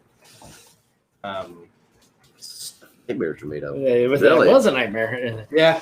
Yeah, for sure. Until you woke up. Thank God. It's all better. It was getting great there for a second, though. I was like, go. Keep going. Yeah, go, for real. Go. Oh.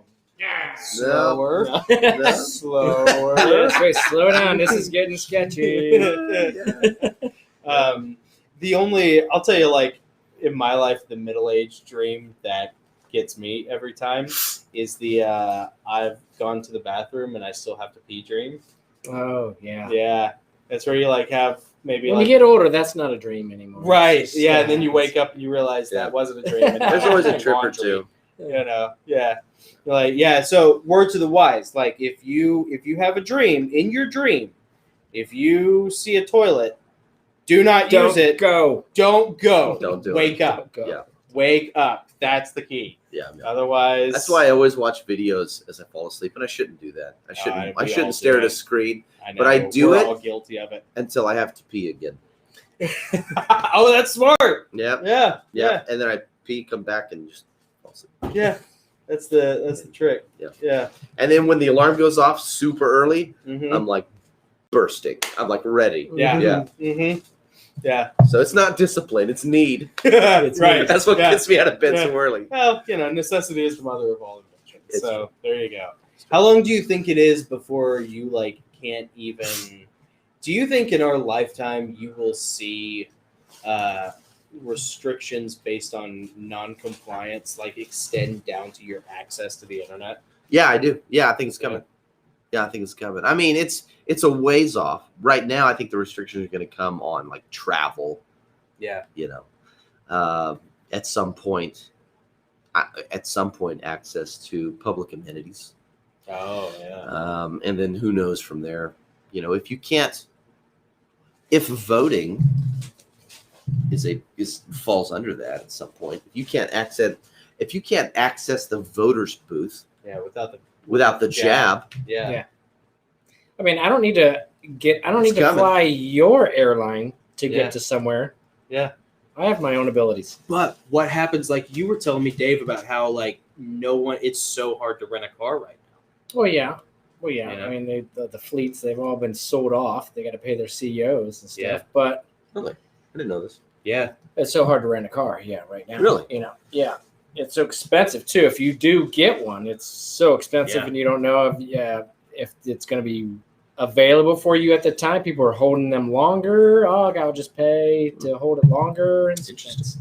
It's pretty crazy. I mean, look at used cars. How much used cars are? Is that just due to inflation and the current economic situation, or is that due to like the pandemic? That's a demand right now. It's because nobody's renting cars. They sold the fleets right now. Oh, I see. And now, yeah. I mean, you could buy used cars. Shoot, you can buy a used car cheaper than you to rent a car to drive across. Yeah, that's crazy. Country, it's so weird. So weird. I had friends that were going to go to Yellowstone and fly there, and they're like, "How much is a car? Yeah. What, $2,000? Wait, what are you talking about? $2,000? $2,000? That's not even if it may not be there at that time if you come in. I've heard that many times, but I also heard right now. And everybody, other people out there probably know this too. Dealerships calling up people. We're talking about saying, "Hey, I'll give you $7,000." My neighbor, they're getting aggressive. I'll give you $7,000 over what you paid for your car if you come in and trade for another car. Yeah, $7,000 over what he paid for his own truck. Yeah. What kind of car was it? He had a 2500, a Chevy 2500. Ended up getting a BMW, but they gave him $7,000 over what he paid for it. So he's like, I had to do it. Yeah, and he actually wants a 350 but later on, which he's not going to get right now. But right, wait until the market comes. But I'm like, he's going to do it. He's getting a better deal. Yeah, so, man, I'll be honest with you. I've heard that many times. If restrictions get really bad, and there's a part of me that wishes right now, during this hot market, that it was just everything was over restricted, because we've often talked about just selling all this, getting an RV, and just for a couple years, until things settle down, just travel. Yeah, that was telling you. Drive I got out, a buddy that go to Yellowstone, go to the national parks, homeschool on the road, and just kind of live minimal, if you will, for a while. And then, when things settle down, come back and get a new place. Yeah. Have you seen the Ford Terra Nova? No. Dude, it's awesome. So it's the Ford Terra Nova is like a 350 rugged terrain Ford pickup, but in the bed they built this. We're looking it up. Camper style, like live-in camper style modified truck bed with a kitchen. Sometimes you see that when you're driving down the road. It's got a shitter. Oh, It's got a toilet. There it is. Oh, there's the Terra dude, Nova. That's cool. Look at that.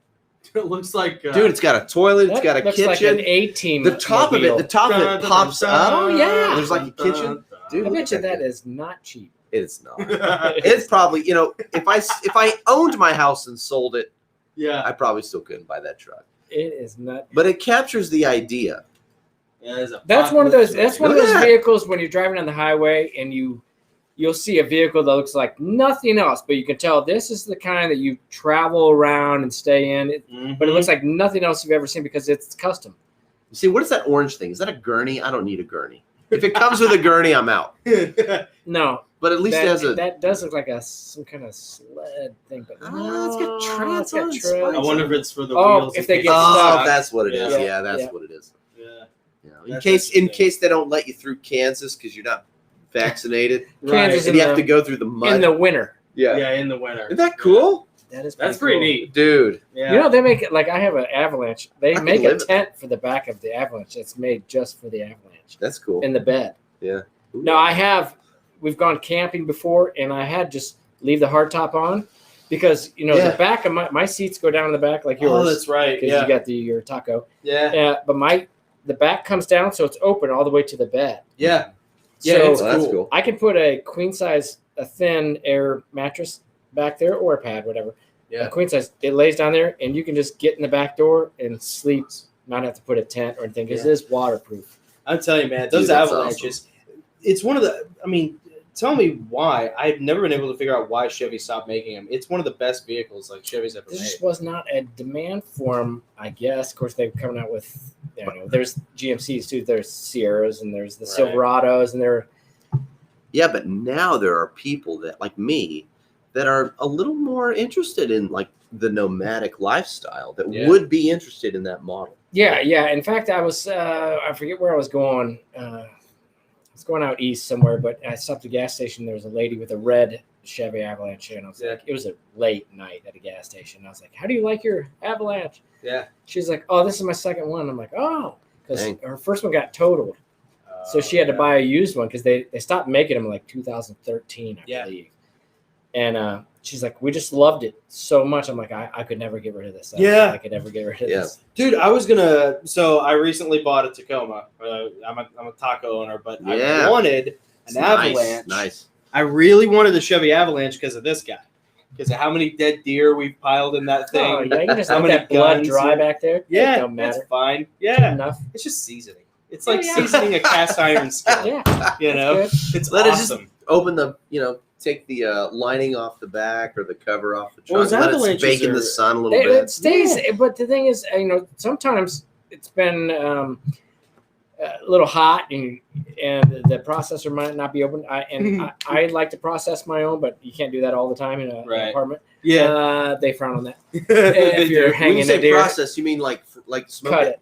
Like skinning it. Cut it, grind it. Oh, okay, yeah. Butcher it, package it. Have they like given you a problem? No. But sometimes it's hard to do. It's hard to do. Although my them. apartment, it's a pretty nice sized apartment. But like one time from Ohio, I brought 3 deer back. They're all quartered, but brought them all back in 2 boat coolers. The long boat coolers you have, full of ice. And it took me 3 days to cut 3 deer up, grind it in the kitchen, and package all that stuff.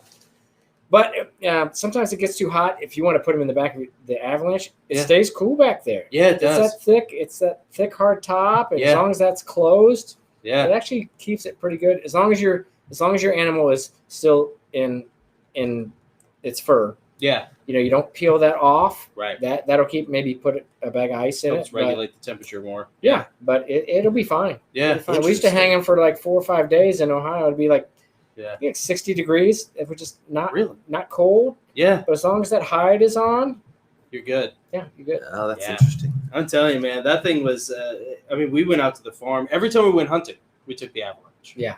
And it was always an easy ride. How many times we driven out of there and it's like, oh, there goes deer. And there goes bobcats. Yeah, there they go. There goes as soon as we get out of our property, well, that happened the second time when we left the farm. Yeah, we were there. We were there.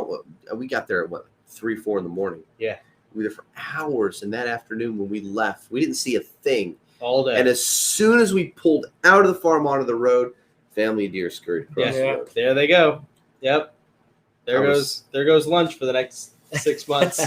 They were coming.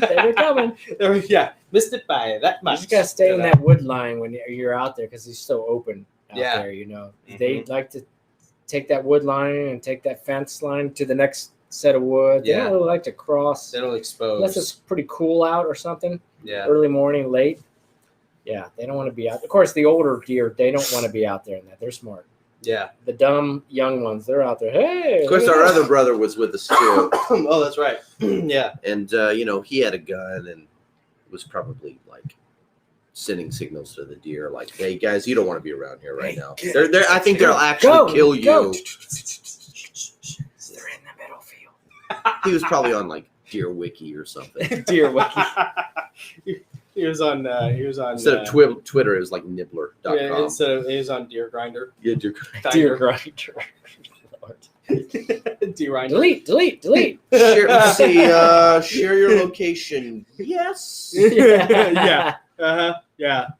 I know. I can't tell you how many times we went out there and we didn't see anything until we left, and then they're in the rocky wooded patch. The hill. Are you related to right Steven? So yeah, Steven. Steven's watching. Oh well, look at that! A little thumbs up. What's up, little Steve? thumbs up? Yeah, brother. right. Yeah, older brother. Older brother, Yeah. nice. We all hunt together. Yes.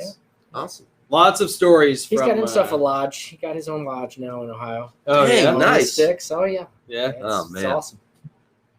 Now It's you guys another hunting area too because it's a different one than the it's one just you a guys few built? acres, but it butts up to 100 and some acres of public. Yeah. Oh man, You can't beat that. that's you know. fantastic. Well, the great thing about Ohio too is they let you guys. This is probably 6 or 7 years ago now, but they let you guys start using straight wall cartridges. Yeah. So like if you're an Ohio Straight hunter, wall cartridges, they're not tapered anymore.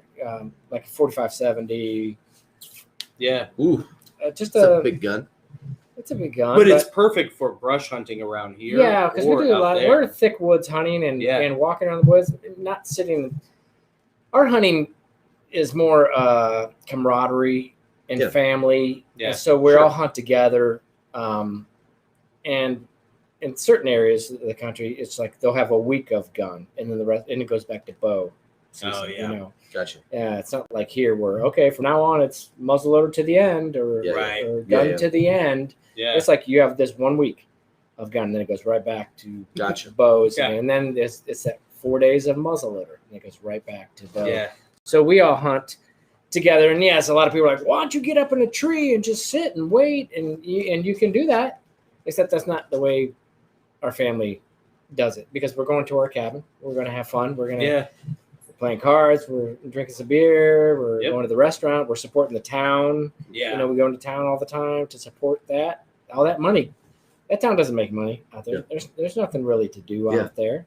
Yeah. I don't even know where some of those people are even It's a working. big week for that town. Oh, it's huge. Yeah. It's huge. Yeah. Yeah. It's That- the Sturgis event. It The basically Sturgis event is. of that It town, basically basically, yeah. is. Yeah. Yeah. So it's like that's where they're getting their money. And you would be amazed. Some people are against hunting or whatever, but you'd be amazed how much hunting conservation gives to each, how much that money that makes for the economy of each state. Yeah. It's not millions, it's like billions. Wow. It's a lot of money. Wow. It's a lot of money, Yeah. because you're not just talking about hunting licenses, you're talking about people coming in, gas. Oh, yeah. The economics of it all. What you buy, the food you're buying, the time you spend, the hotels, everything. When you got people in your state going through your state, that your state is making money. Yeah. So yeah, it's good times. Good times. And now he has a lodge, my brother. And that's cool. It makes Yeah, it a little easier. congrats And we on set up that. some That's awesome, stands Steve. last time I was up there. And, Did you guys build his as well? or No, did no, you- no. He got lucky. I mean, you're not buying property out there unless there's no jobs out there. Really? You're out in the sticks. It's country. Yeah. To go to a job, you have to go to the Ohio River. Really? Wherever into the nearest city. Yeah. Because you're not making money out there. Oh my gosh! Every time you mention a river now, all I think about is like if I knew in 2018 what I know now, we would have a kayak service Lord. right on the Caney River. Oh man, We just talked about that too. It's like, that property. I know. Want to get Shelby's face in the show. Yeah. Yeah. She's in. Yeah, she's like she's a Gosling. Yeah. Well, she's wondering where Lily is. She's wondering where her girlfriend is. Like, can my girlfriend come over? Can my girlfriend come over so I can hump her? No, she's like, that is straight poison. That's is that keto? Come on. Is that keto? Yeah. So one thing that we'll mention before we get out of here, because we usually wrap up like around an hour and a half. So, yeah, we're about an hour. But Dave, you were showing us this awesome video of the guy who went to court in Alberta. Yeah. 5 times.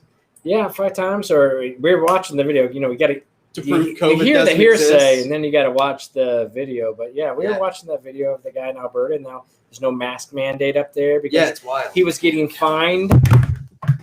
Oh, nice. He was getting fined because they were rebelling against this mask mandates. And when he was getting fined, and he's like, you had to go to court. He's like, well, I'm going to subpoena that you show us the COVID. Yeah. The COVID from scratch. Show us what it is from the health department. Yeah. And they could not come up with it. Well, they did a bunch of dirty things. It was a Stu Peters interview. Is that the guy's news channel? Stu Peters, yeah. And it's actually he's the same guy who interviewed that lady doctor that Nick sent the video out for. Yeah, StuPeters.tv. StuPeters.tv? Yep. Okay. Yep. Yeah, and apparently the guy was in Alberta was talking about how he had a court date and then they canceled it. Yeah. And then they showed up at his house and then wanting a bunch of redundant information from him. And then they gave him another court date that was within 24 hours, which you can't do. Yeah, they tried to subpoena him. He subpoenaed the health department, and they tried to subpoena him within 24 hours. And he's like, that's not legal. Yeah. And the judge said, you're right. Yeah. And then he showed up to the rearranged, the postponed court date, and they had changed it from being one person who was suing him to now he was being prosecuted by the Queen. Yeah. Because it's Canada. So... Oh, Canada. So it's the entire British Empire versus this guy. One dude. Yeah. And he won. Yeah. Which is why we love him, because we're ungrateful colonials. Yeah, we are ungrateful colonials. And he won. So the province of Alberta, then, from what I'm guessing, this all snowballed into a situation in which they recognized they could not prove that there was something other than what we're seeing as the seasonal flu. Yeah. And they couldn't isolate and prove that COVID exists on its own. Yeah. And so they said, well, if we can't prove it, we have to remove the mask mandate. There's no standing for these government mandates. Yeah. Yeah. So move to Alberta. And that's why. That's what I'm saying. Or Hungary. Yeah. One of the two. And it was just a guy. It's just a citizen sticking up for himself. Yeah. And not being pushed around. That's what it's about. Yeah. He calls himself... He's a patriot. He's a patriot of his country. Yeah. People still have rights and liberties. Not every country, but people don't. But they should. But they should. What's interesting though? Can't all be American. The difference between Great Britain or the UK and the US now, based on this one incident, this one case. In the US, we don't have a king. Thomas Paine said in his book On Liberty. He said, we don't have a king. The law. Well, he said, actually, we do have a king. The law is king. The law is a king. nation of laws. It's a nation of law. The law is king. We don't have that anymore. Yeah. The law is manipulated, twisted, contorted. Or ignored. Just flat out ignored. But now, when you think about, I say the UK, but I guess, does the UK encompass Canada? I mean, it's still provincial, right? Some of it, I think. But their laws, have resulted in a situation in which freedom has won the day. Yeah. But here, that could never happen. Yeah, that's the irony of it. They've actually achieved a victory in their place that we haven't really achieved here yet. And it could be because maybe their legal system isn't as inundated with the commercialism as ours. I mean, you hear ads all the time about injury lawyers and so forth. Oh, yeah. It's such a racket here. It's polluted the due process of law. Right. And he won in Canada. you can get your due process and you can prove it, but it'll cost you thousands to do it. I mean, like last year they sent me for what was it? It was an ultrasound. They wanted to do an ultrasound to see if I was pregnant. And you know, I was 2 months along. But they want to do an ultrasound. I was 2 weeks along. Yeah. I couldn't go to the bathroom. I couldn't. So. Yeah, I couldn't. I kept peeing in my dreams only. And, we're taking these all the way back around. We had a reveal party. It was brown. It was brown. Yeah, it was brown. Congratulations. Brown and yellow. Yay! Yeah. I'm just, you know, I'm very progressive in what I like to produce. You know, but they wouldn't let me in without a mask. You know, to the ultrasound place, to the, you know, and I told them, like, you know, okay, well, like, first of all, you know, I don't have to, because like it's always changed. The mask thing has always changed. It's like you need to wear a mask, and then like, well, if you're asymptomatic, then you don't have to wear a mask. And then, oh wait, no, you need to wear 2 masks. Or wait, no, if you get the jab, then you don't have to wear a mask. Oh wait, no, you had the jab, now you got to wear a mask anyways. It's just constantly changing. To where they want you to look like China, where you're wearing a mask all the time, you know, and they want you to have this, what is it, graphene oxide? Yeah. In your veins? Yeah, like graphene. Yeah, that's right. Graphene oxide. Yeah. It's lead. They want you to have, enough lead in your veins, and we're all just being test subjects for this thing, and it's sickening. And, I mean, your GP told you, you know, that since you had it, right? Like, if you got the jab, you were like 3 times more likely to die from it. Yeah, I am. Yeah, because I've had COVID. I'm a COVID recovery patient. That's the category I'm in. And COVID recovery patients, if they go and get the vaccine, if they have a reaction to the vaccine, some people have reactions, some people don't. Yeah. Just like with COVID, some people react to COVID, have severe symptoms. Some people have very mild symptoms. Right. Some people die. Well, I had COVID and I had severe symptoms. Yeah. So if I get the vaccine, he said that COVID recovery patients who have the vaccine, if they have a reaction to the vaccine, they are double to triple. The severity of the reaction is double to triple of non-COVID recovery patients. Jeez. Which means because I had a severe reaction to COVID, if I get the vaccine and have a reaction, it could kill me. Yeah. So I'm being advised not to get the vaccine. Yeah. And that makes me a pariah to society. Right. You know. Yeah. So I'm at risk if I do decide to, you know, get a vaccine in the interest of everyone else's health. You know, so that's very scary to me. It puts me. I'm in a corner.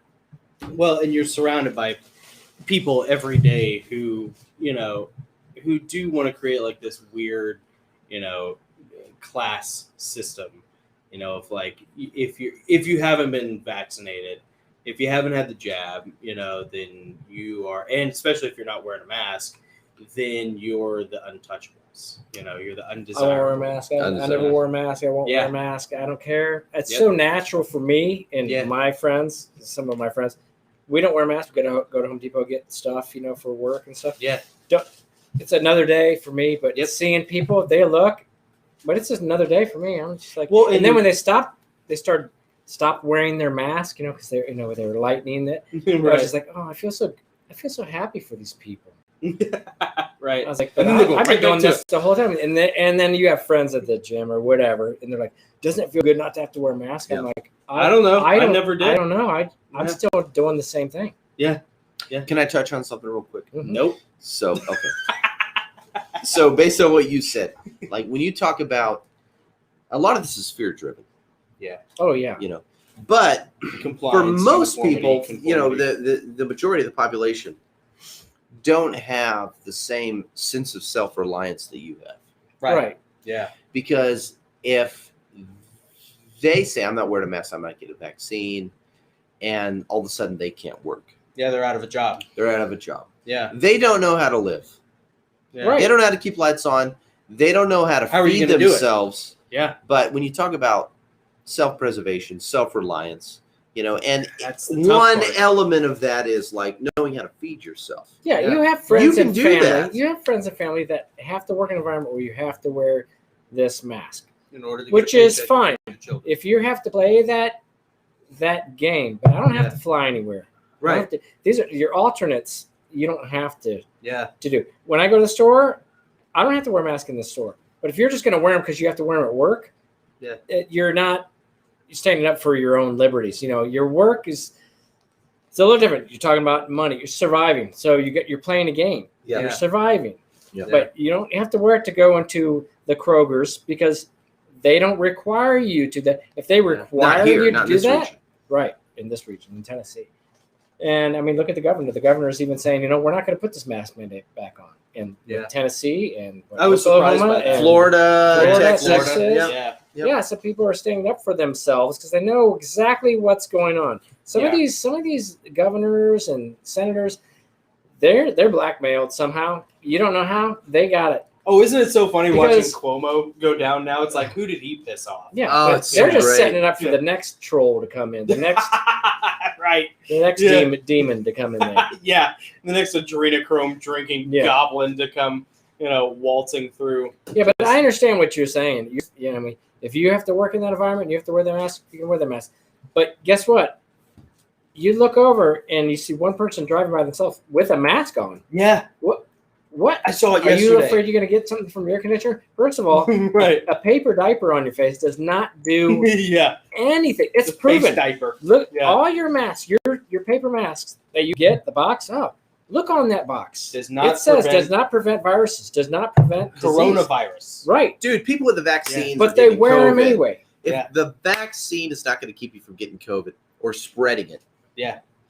Masking going to do it? Masking going to help. Why do it's about control, the scientists in Wuhan, I guarantee you, they're not wearing a T-shirt around their face while they're doing these experiments. Right. They're in and you know why they're not? Yeah, with because the hazmat suit. That virus goes straight through there. Yeah. Yeah. Shoot. I mean, if anything, if you're breathing in through this cloth, everything is coming into that cloth. Yep. Right there. It's a petri dish. It's a petri dish. All that stuff like a little magnet. Yep. Oh, it's crazy. Yep. But people are like, gotta do it. No, you were born free. I was born. That's what it kind of pisses me off because as kids we're born in this country and we're free. We go play. Yeah, go play in the woods. Citizens. This is our That's country. what we do all day. Then you got people coming in from other countries, which is great. But if you're going to be an immigrant is somebody who's come here legally and made themselves a citizen. But they don't assimilate to now. An illegal is somebody who just comes in. Yeah. And they are they shouldn't be here. And they're not vaccinated. But they want to make the rules. It's like, no. I was born here, raised here. This is my country. There's a reason my family's here. Yeah. Because it's already been fought for. You haven't done shit. You haven't done anything. It's not your country. It's not your country. Yeah. It's the government's country. Yeah. Yeah. Well, it's the same thing. That's the message. It's the same thing with being in Tennessee and having all these carpetbaggers come from like New York and California. And it's like, I get it. There's a difference between a carpetbagger and a refugee, Yeah. And like a refugee comes here, from wherever, and they're like, oh, I'm so grateful, Yeah, for sure. I'm so grateful. I can't wait to vote. I can't wait to buy an American flag. Like, I love the Constitution because I came from a place that was terrible. That didn't have no rights, things. No protections. Yeah, nothing. And then you have the carpetbaggers who come to Tennessee and from other states like northern states, western states, and they're like, yeah, it just got too expensive and too dangerous, And I'm like a what do they call it? A fiscal conservative, where like socially liberal but fiscally conservative, right? And I still want to vote for all those liberal policies. Yeah, but I also like want to reap the rewards that I'm escaping. Yeah, so when you go into the ballot box, they don't. The categories aren't, fiscal, and social. Right, yeah. It's red, it's blue. Yeah. So what's more important to you? Fiscal conservative? Right. Conservatism? Your money or your principles? Or your social principles. Yeah. So if you're going to come here, please understand why you're coming here. Yeah. Why this state is the way it is, what made it that way, and that's the voting of the people. And have some humility to assimilate. Don't change it. Because if you don't, we'll probably send you back. If you're lucky. Yeah. We might not go anywhere. Speaking of immigration, might not be going back across the state line. It might be by river. Yeah. On the bottom. That's great. Speaking of immigration, Tucker Carlson, all this week, he's been in Hungary. I haven't watched any of that yet. Dude, you should watch it. Pretty He good. interviews the Prime Minister of Hungary, who's been getting just a ton of grief and slack and heat from the Western European countries about his immigration policy. Really? Because Poland? when the flood came from the Middle East, when they got to Hungary's door, they were trying to get to Germany. Yep. When they got to Hungary's door, they enforced a strict policy, an immigration policy. I do remember this. Yeah. And they turned a lot of people away. Said, no, you can't come through here. Yeah. During that time, we had Trump because they were sticking up for their people. Trump's message of America first was really powerful. That was awesome. It made us allies all over the world because a lot of other countries are like, well, we don't want to be a global society. Yeah. We care about our communities too. Our people. Yeah. We want to be Hungary first. France should Poland care about first. France. England should care about English. Yeah, we had great relationships with all those countries. And Australia now, should of care course, about kangaroos. with a different American. Because they're horrifying and they'll beat you up. But now with a different Strong. administration, our president is calling the Prime Minister of Hungary a totalitarian thug because he's turning away all of these illegal, immigrants, right? Because he cares about the people of Hungary. Because the people of Hungary care about these conservative values, and they don't want that taken. Oh, it's chaos. Every country that has admitted those refugees in has devolved into an absolute nightmare. Like, look at Denmark. It's like Detroit. They're like no-go zones where the police won't go. And the gangs rule them. And they uphold Denmark like, there's free this, and there's free healthcare, there's free education, there's free this, there's free that, and we're a socialist country and everything's beautiful, but there's these no-go zones. Yeah. And also they're allowed to spend all that money on those capitalism out there. There are more capitalistic. Yeah, and who protects them? Right. Who protects them? Yeah. We do, with billions of dollars every year. Yeah. Everybody likes to take a dump on America for having like a military that's like the size of the next 40 countries' militaries combined. And it's like, well, yeah, that's how those countries get to have their we're protecting not just little us. socialist programs, is because we're spending all our money on battleships. Yeah, it's quite a joke here. I mean, we're so out of control right now. It's like we don't have Americans. Not all Americans, by no means. They want to make you think that Americans don't have balls and we can't stick up for ourselves. Right, but man, there are hundreds. I would say a couple hundreds of millions of people that are all on the same page, but the media will not let you know that. Yeah, they keep you because the media is controlled by the They want us to feel isolated. They want you to feel isolated. Like, oh my God, I have to take this, but you don't. You don't understand how many people out there right on your side. And if when it comes down to it, they're going to stick up for their rights and liberties. Yes, the day's coming when people are going to start standing up. Oh, for sure. But you're not going to hear about it. You got to get off. No more cable news. I mean, we had to get our family off of cable news. Like, what are you watching? No. Right. That is not the news. If you get off cable news, any kind local news, get off that. They're all part of the same thing. You have to get on alternate news. You have to do the research. You do. It's worth if your family is worth it and your children are worth it, and you feel like something is not right, something is going very wrong. You have to take it upon yourself to look up. What is really going on? Because you're not getting world news right now. Well, you're getting it from cable news. You're not getting the world news, but you'd be amazed what's going on in other countries. I mean, you can. It's very easy to go online and look up what's going on every place else. Don't get from Yahoo. Adam says if you come into any country, you follow the rules of that country. That's common sense. It is not your country, and it is the respectful and right thing to do. That's right. Thank you. When I traveled, I made a couple trips to Europe, and I had that mindset. Yeah. I didn't go thinking, oh, I'm a great American. I can do whatever I want. I'm like, I'm trying to experience other cultures. I'm going to respect their rules. Here, and I want to kind of blend in as much as I can. Appreciate what they've preserved. But that's exactly right. We don't get that with people coming over our southern border. No, they don't want to assimilate. And it's not just that people aren't coming over here to get refuge or anything. They are coming over because they were told come on over, we'll give you free shit. Right. Yes, that's exactly it. Oh, okay. And they're bussing them in. They're not just busing them in, and most people don't know that the military is using regular airlines. Yeah. They can't use military planes. Yeah. To fly people from sick people. And sick people. Tuberculosis is a major outbreak. And they're flying them to Tennessee. They're flying them to interior. New York. They're Atlanta. flying them to Rhode Island. They're flying them everywhere around here and dropping them off in the middle of the night. And people are like, no, that's not happening. There's no quarantine. There's no quarantine, but they want you to wear a mask and they want you to get vaccinated. But all at the border, all they're doing is they're letting them go and putting them in buses. They're not testing them. No.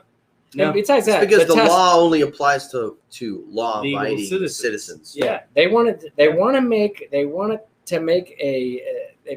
it a big pandemic feel, so we can go straight back to mail-in ballots and where the papers aren't folded when they're putting them through. How can a paper not be folded when you mail it back in? Yeah, it's weird, huh? And they're going through the counters. No one is willing to look at that. How is that even so possible? Strange? But you probably haven't heard of that. If you're watching regular cable CNN, news. If you're not doing your research and you're not doing your due diligence to you and your family and your future generations. Yeah. Yep. Agreed. What does Adam say? Adam says regarding the military is important and vital piece to the puzzle. They give protection, teach young people proper values. That's true, and control, self-control. Yeah. And they support the infrastructure of the country. And hopefully you've risen your child good enough where he is or she is in the military. Yeah. They know the difference. Yeah. So if it comes down to it at the end, and they're like, they're not just slaves of the slaves. Machine. Because the military, you can order military to do anything. Somebody told me, well, the military is under control. Don't worry about it. I'm like, no, that's psyops to me. Yeah. That you're hearing that. I've known. So you'll just wait longer. Yeah. That's what the definition of psyops. You're just gonna wait and be like, okay, they're coming. But they're not. And when you hear like the military is flying the illegals from South America to here instead of having to travel the whole way, they got planes set up. Yeah. And and the military is doing that. Maybe the military is not in control, but somebody told me once, well, they have to do what they're told. I'm like, well, hopefully your son or daughter has learned a lot and it's not going to be in control the whole time. Yeah, I mean, that's the beautiful thing about the military is that it can teach you all of those like values of personal responsibility and honor if you can take that away from it and have good leadership. Like in America, we have a real problem with from Obama's administration back in 2012. They vetted everybody colonel and above with a test questionnaire. And one of the test questions was if you are, this is across all branches, all 4 branches, or 5 if you want to count the Coast Guard. They said that if you everybody from colonel above, one of the questions was, are you willing to fire on your own citizens? And long story short, anybody who answered no to that question was basically removed. They were retired, transferred, demoted, whatever. Very Civil War-esque. Yeah. Mm-hmm. And I have it on good authority from some sources who were very close in that time that thousands of officers were retired. Thousands. So they have, in America, they've reset the board for the military. And the reason why they do it colonel and above is because anytime there's a natural disaster, like a hurricane, Katrina, something like Katrina, the OIC, the officer in charge of that area, is a colonel. So they basically restructured the military. That ties Those are the people you'll be taking orders from if you're in the military. And I know people in their early 20s in the military on our side, and they'll do it. That ties into Adam's comment, the problem. And he's in the UK, but he gets it. And his family's in the RAF. Yeah, he says the problem is the military is only as good as the person giving the orders. That's exactly right, Adam. Yeah, which is why the national election is so important. Yeah, Yeah. We have midterms coming up next year. It's going to be very interesting. That's going to be very interesting when they're like, oh, hey, we're shutting it down again right before. Oh, that is really wow, that's so weird. Again? Intriguing. Man. Right now, and then it'll go away again. Timing's so crazy on that. Yeah, you got to figure it out. If you people haven't figured it out, not you people. I mean, not everybody. No, you people. There's a lot of people. There are less figure than. It out. There are in the House alone. I'm the mean one. In the House alone. Good cut, bad cut. The Senate is like 50-50. Chief, yeah. The Senate's like 50-50. We're going to sweep that. Yeah. But the House is only divided by maybe 10 seats. 3 of them are independent. Is it really? Yeah. Wow. So when the midterms roll around, unless there is blatant significant cheating, we're going to sweep the House too. The right's going to sweep the House. Well, my brother just said, he texted me, he's like, hey, in Ohio, Stark County just got their Dominion machines in that they ordered from last year. Yeah. But they just got them in. It's like, how is this even possible? Yeah. Lockstep, baby. The beast Leviathan smiles. And the beast just. This is what I'm going to come back to this episode in a year. Yeah, that's what I've always told my friends. Gosh, dang it! I'm like, listen, like Trump, he's a billionaire. Yeah. Okay, and he can do a lot of things, and you have a lot of people. You have a lot of people saying he can do stuff, he can't do stuff, but oh no, he's in charge and he's doing this, which I guess you can be to a point. But just because you're a billionaire, remember this: you could have $800 billion. Yeah. And you're still not a trillionaire. That runs that's running it. Yeah. We can't fathom what $1 trillion is. Yeah. But there's trillionaires. Yeah. And I'm sure there's higher. Yeah. That's running it. There's a reason there's a mask in not just the United States, but in every country, every other country globally. Yeah. How is that happening? Multi-trillionaires run all that. Trump is a billionaire. He could have $900 billion.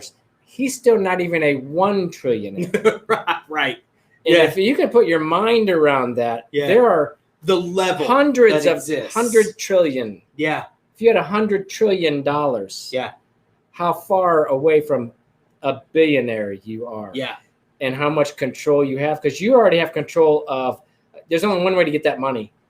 Yeah. You've been doing stuff a certain way. You've been getting power. Yep. You have to have power to get that money. Gaining power. So if you're just sitting there waiting back for Trump, it's okay. He's got it. We'll just wait here. He's not a big fish. Yeah. No. You think he's a big fish, he's not a big fish. He's not. Yeah, I know. I have the same problem with like the people on the Q train, like with the Michael Flynn thing, the General Flynn. Yeah, there's a lot of. And you want that to be real. I want it to be true.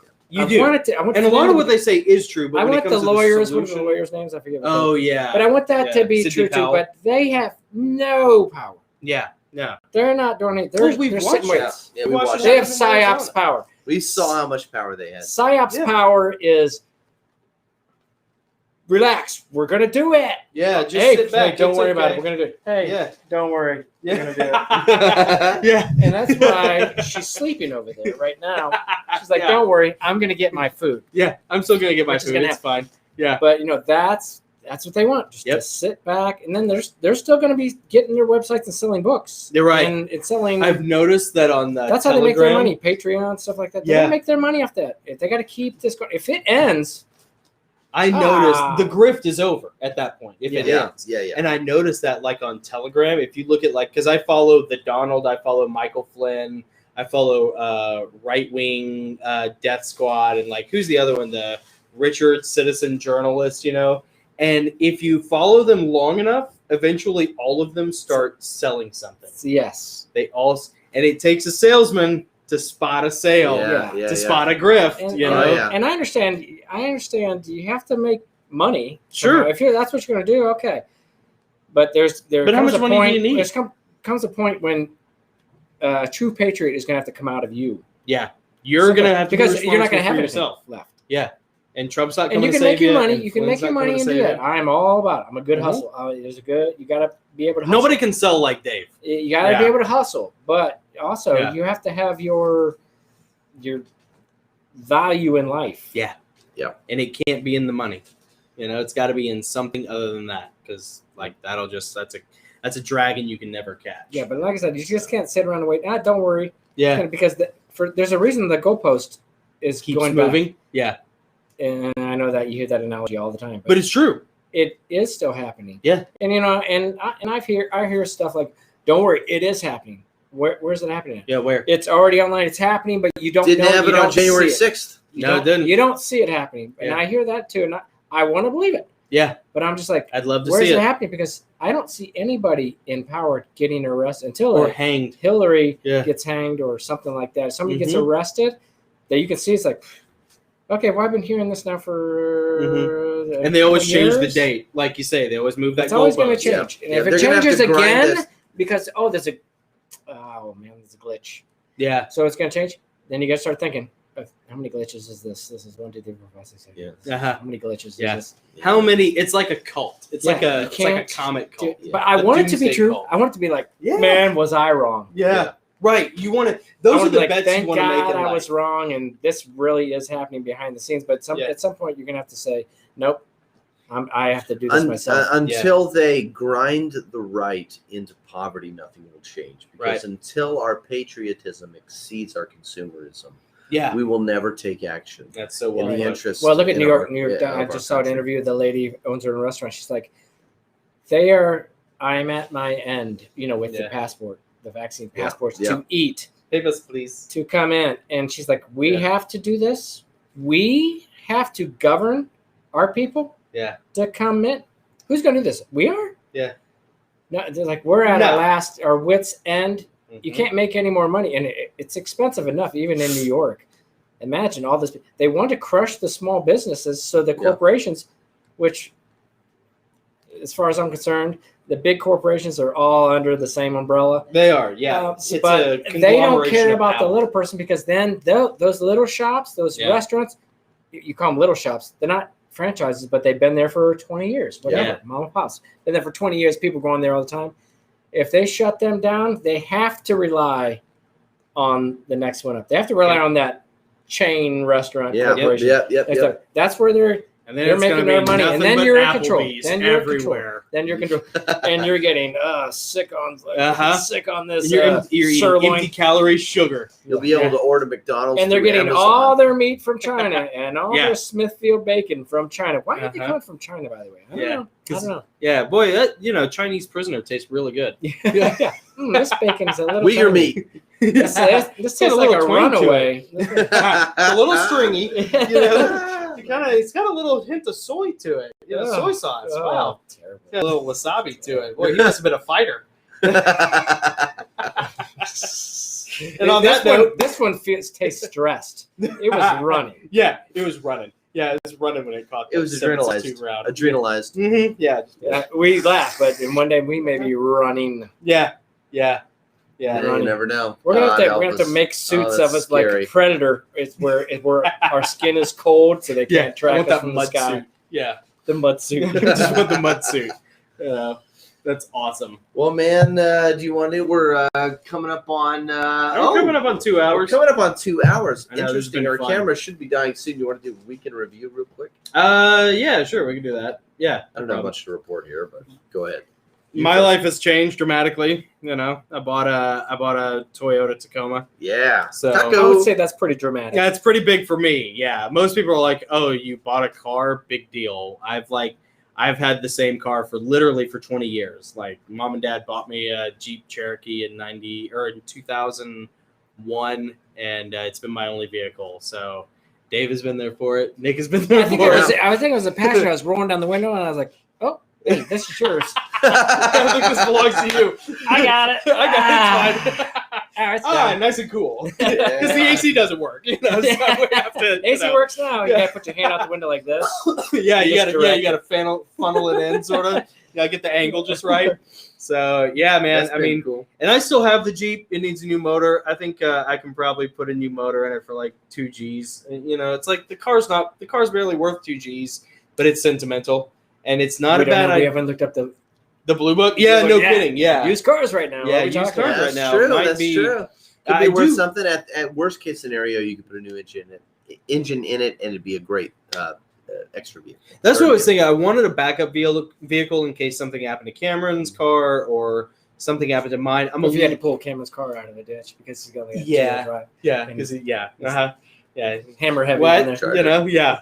Well, and the taco is great, man. I love it. It's a 2017, but there are a lot of digital features on it, and so at some point, like that can work against you somehow. It's a little more laptop, and a little less typewipper. We know he is so uncomfortable with that because he's being tracked now. Oh, I am. Yeah, they're just watching me the whole time. That's He's right. probably like, oh. They're reading my thoughts and measuring my pee every day.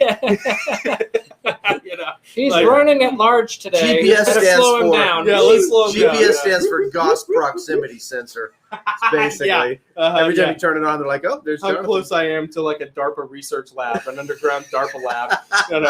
So I love it, man. It's a lot of fun. I end up at Eco Lab. What's going on here? Wow, I'm in the middle of nowhere, but they're saying that I'm supposed to be on top of something important. This is weird. The taco is great. I love it. It's one of those where everybody tells me it'll last me another 20 years. So it's like being a whole new person. Yeah. Because like even after I got the taco, I had to drive my Jeep down from Spring Hill to Chapel Hill to park it because they wanted to charge me $7,200 to fix it here. It's like, dude, I could fix it for like less than half that, down in Chapel Hill. There's no reason to be here. And but I noticed like, wow, all of a sudden I'm driving my old Jeep again after spending a couple days driving the taco. And you don't know. It's like seeing color for the first time and then going back to black and white. You got those glasses and cry video. Right. I see colors. Look at all the blues. Look at all the blues. That's what pink looked like. That's wow. The blades of the grass. I can see them. So, but it's awesome. And it's a TRD Sport, which is like the low end of the TRD. There's a TRD Sport, Off-Road, and Pro. And CarMax is cool. They give you 30 days. So like, I love it, but there's a part of me that's like, I wonder if I can find a pro. I wonder if I can find a pro in red. Boy, he got really quick. I did. I got really quick. Vehicle and it's just green. Never enough. It's never enough. So I named him Telemon. So perfect. Taco Telly, the salsa Laquita-mon. That's for you, Pressfield. That's just for Pressfield. Lake's his secret name. But Telly, Taco Telly. Taco Telly, nice. It's awesome. I like. You get sucked into like the customization world, the overland world, where you're like, I could put this on it. It's like the Jeep owners now. It's like you can't just have a Jeep. Yeah. You have to have a Jeep with the bigger tires. Dude, we have a kit for that. We got a front winch for that. Dewey was really funny. He actually found that for me on CarMax. He was sending me links like last Monday, and so I kind of have him to thank or blame for it. But he was sort of teasing me a little bit about like having the red, and I'm like, dude, I gotta have, come on, I gotta have the red. But you get sucked into this world where like it's a little different. All of a sudden, it's a little different. It's a little different. Barcelona metallic red, apparently.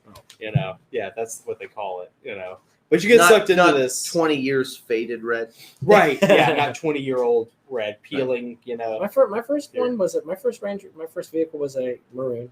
Oh yeah, it's totally different than everybody else was driving. So it's it's pretty fun. Yeah, it's pretty awesome. So that's been my life. I've written a couple chapters in Sasquatchalypse. Nice. I'm in the middle of another battle chapter. Cool. So where they basically get saved by a squad or a flight of Chinook helicopters and a couple of Apaches. Like that's the cavalry that comes in at the end. But there are these two set. They fought one. They managed to barely kill one, and now two are coming at them. They got to fight two. Cool. So, yeah. So it's been a lot of fun because it's all just like a Chinook in a while. Yeah, Chinook, baby. Yeah. Well, if you look up any Bigfoot military stories on YouTube, they always use a Chinook to haul them away. So it's it's like it's kind of like part of the you said mythology. Chinook, Austin. Yeah, everybody Austin. Yeah, his dad's a painter. Oh, cool. Okay. Has he painted Chinooks? So he's painted like Elvis and Elvis's wife. He was commissioned by Elvis to paint his wife, and he was commissioned by I think Reagan, I believe, the president, the White House, to paint the Chinooks that are coming in. They took pictures He's a big time painter, but That's awesome. It's pretty. In my place, the deer picture. Yeah. He painted his dad. Painted that. He's a pretty prominent I miss painter. that apartment. Chinooks. That's Maybe I could just sell my half of the house. That's really cool. Back in. Dude, Dave and I had so much fun. Like we would drink and play darts, you know, and we would just hang out at night, and he would endure my farts while we like watched Alaskan State Troopers. I've never seen anybody make the concoctions that he made out of canned hash. Black beans, queso, red onions. Onions, canned hash, corned beef hash. corned beef hash, and I'm like, what in the world? What is and he that'd be doing in to the fridge himself? for like 3 or 4 days, and I'm like, hey, you want to throw this out? No. Okay, he did. The secret life of me as a roommate. So get ready, ladies, because that's easy. That'd be perfect. Yeah. Like, she can cook, and she's like, I don't have to cook for 4 days now. Yeah, he'll eat it. That's great. That's If great. it's got mold on it, he'll just cut the moldy part out. It's fine. I ain't cutting that I can out. take a nap. That's going straight down. You know me well. That's awesome. Well, Nick, what about you, man? What do you have going on? I just reviewed Adam's reading of Hoppus Chronicles. Oh, cool. Did some audio corrections and then uploaded that. And I haven't really written anything except this one-off. Yeah? The past week. Yeah, last weekend we went to a theme park. We went to Kentucky Kingdom. Oh, that's right. It was Yeah. great. And Hurricane Bay. And we picked up a bug. So we brought home a viral souvenir. Yeah. And we were all sick for a few days. I'm just getting over it now. Everyone else is great. It's not the So I've been kind of like, I don't want to. I've still gotten up early every single morning. Yeah. But I haven't written a whole lot. Yeah. Got all the other periphery stuff done. Dude, I haven't either. But I got this written, and that's about as much as I could muster.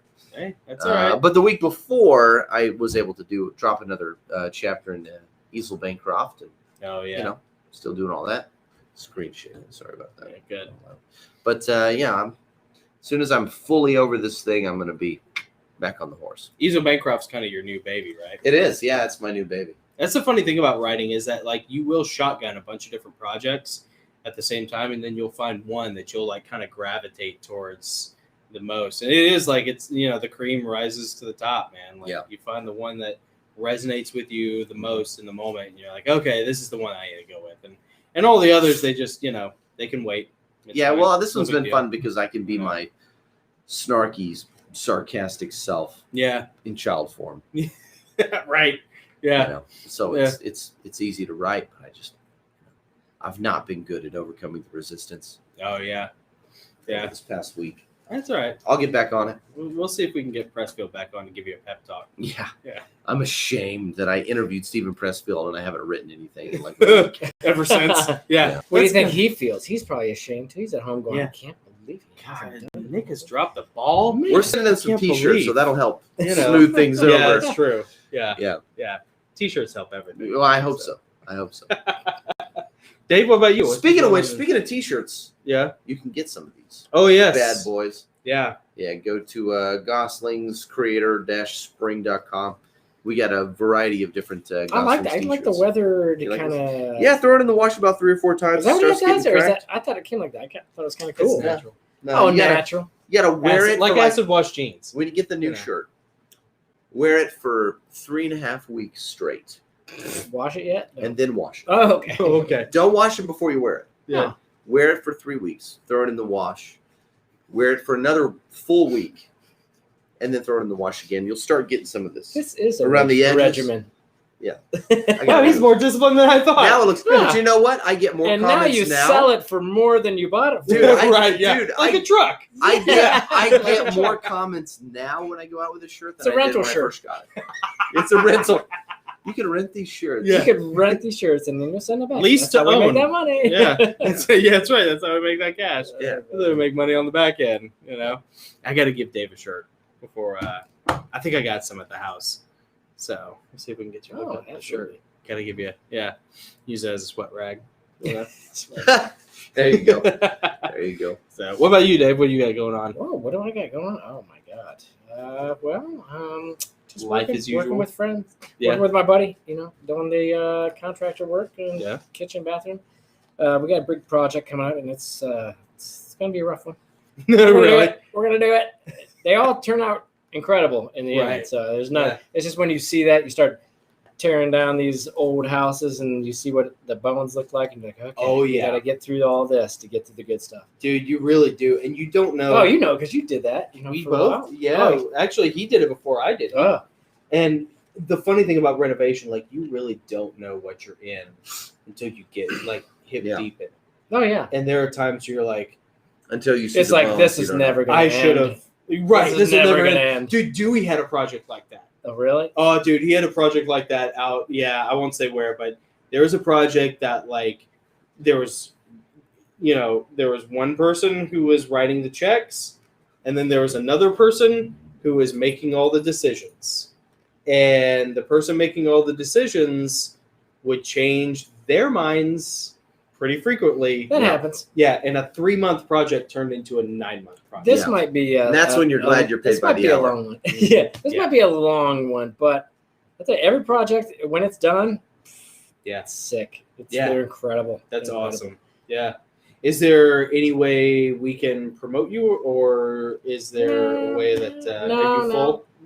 His dance card's full, baby. You can't get him.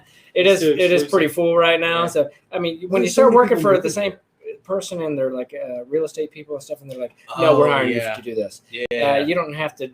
You get too busy. Yeah, you do. And you want to make money, and then you got to do.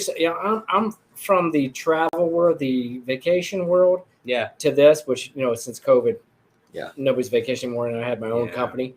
So, thank God, my buddy was like, "Hey, I need help. Let's do this." And we've been knocking a lot of stuff out and learning a lot of stuff too. But doing that, saving that money up, because you're making good money doing that, and then taking that time and taking that break. Yeah. Take that week, take that 4 days, and take that break. Being in the vacation industry, take that break. And it's like what we would always say, what I would always say is like, you need to take your vacations. People want to just keep working. Nobody on their deathbed says, I wish I would have worked more. Yeah. They're like, I wish I'd have spent more time with why my did I take friends vacation? and family every time. If you ask them, they're not going to be like, I wish I would just stayed at work more. No, that's not what they're saying. Right. Yeah.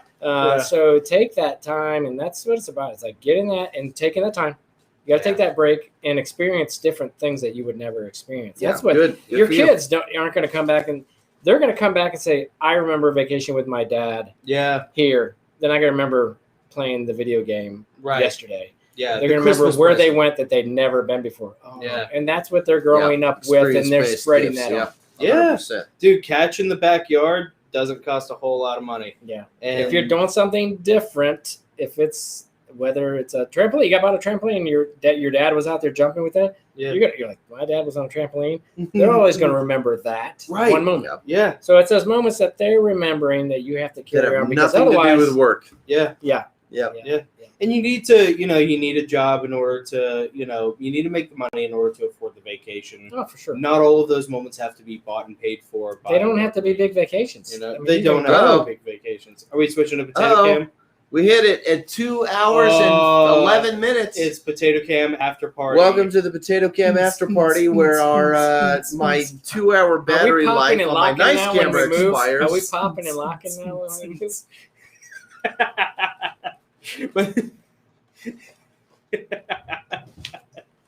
Yeah, a little bit more. That's all right. He's not driving. So that's fine. We're taking the taco. We're taking the taco, and I'm sitting in the back. But no, that's the that's the big thing about money, job, work, and your time. Like spending vacations with your dad is great, but like honestly, just going out and just those moments with your dad, especially after you lose your dad, like your moments that you remember with your dad are not like you say the video game, the Xbox that you got. It's like the conversations that you had, or the trips that you took with them. The moments you interacted with your dad that were totally different. It's the interaction. Mm-hmm. Yeah, it's the interaction that they remember. Yeah, because I remember trips that our dad would take us on. Yeah, but the times when I was doing something with him. Yeah, when we were having conversations, or he was doing something with like catch is a great example. Yeah. It's a highly interactive experience with your dad. Mm-hmm. Those are the things that I remember. Mm-hmm. Those are things my kids are going to remember. And they are small. Yeah. That come into your life, but those are the ones that you remember. So weird, right? Yeah. Like my I think my most vibrant memories with my dad are the ones where I went over to his house as an adult, and we would sit on the deck in the back. We'd sit on the deck and we would talk, just me and him for hours into the wee hours of the night. I remember all those conversations. We had great trips. He took us places. Yeah, toys, trips to Toys R Us, the arcade. Yeah, we went to Hawaii for crying out loud. And all that was great, but I don't remember those with the detail I remember. Those intimate moments. If I could have anything back, it'd be sitting on the back deck with Dad. Yeah. At night, It's just time with family, Yeah, man. For sure. Well, family you like. You're right. Well, I liked him. I liked Dad. He was a good dad. There's some family I wish I was at a Finian. Walking up the stairs and opening a door and looking inside. Looking and be like, clear. Everything clear. All good. Oh, looking under a sink. No leak. Again. Yeah.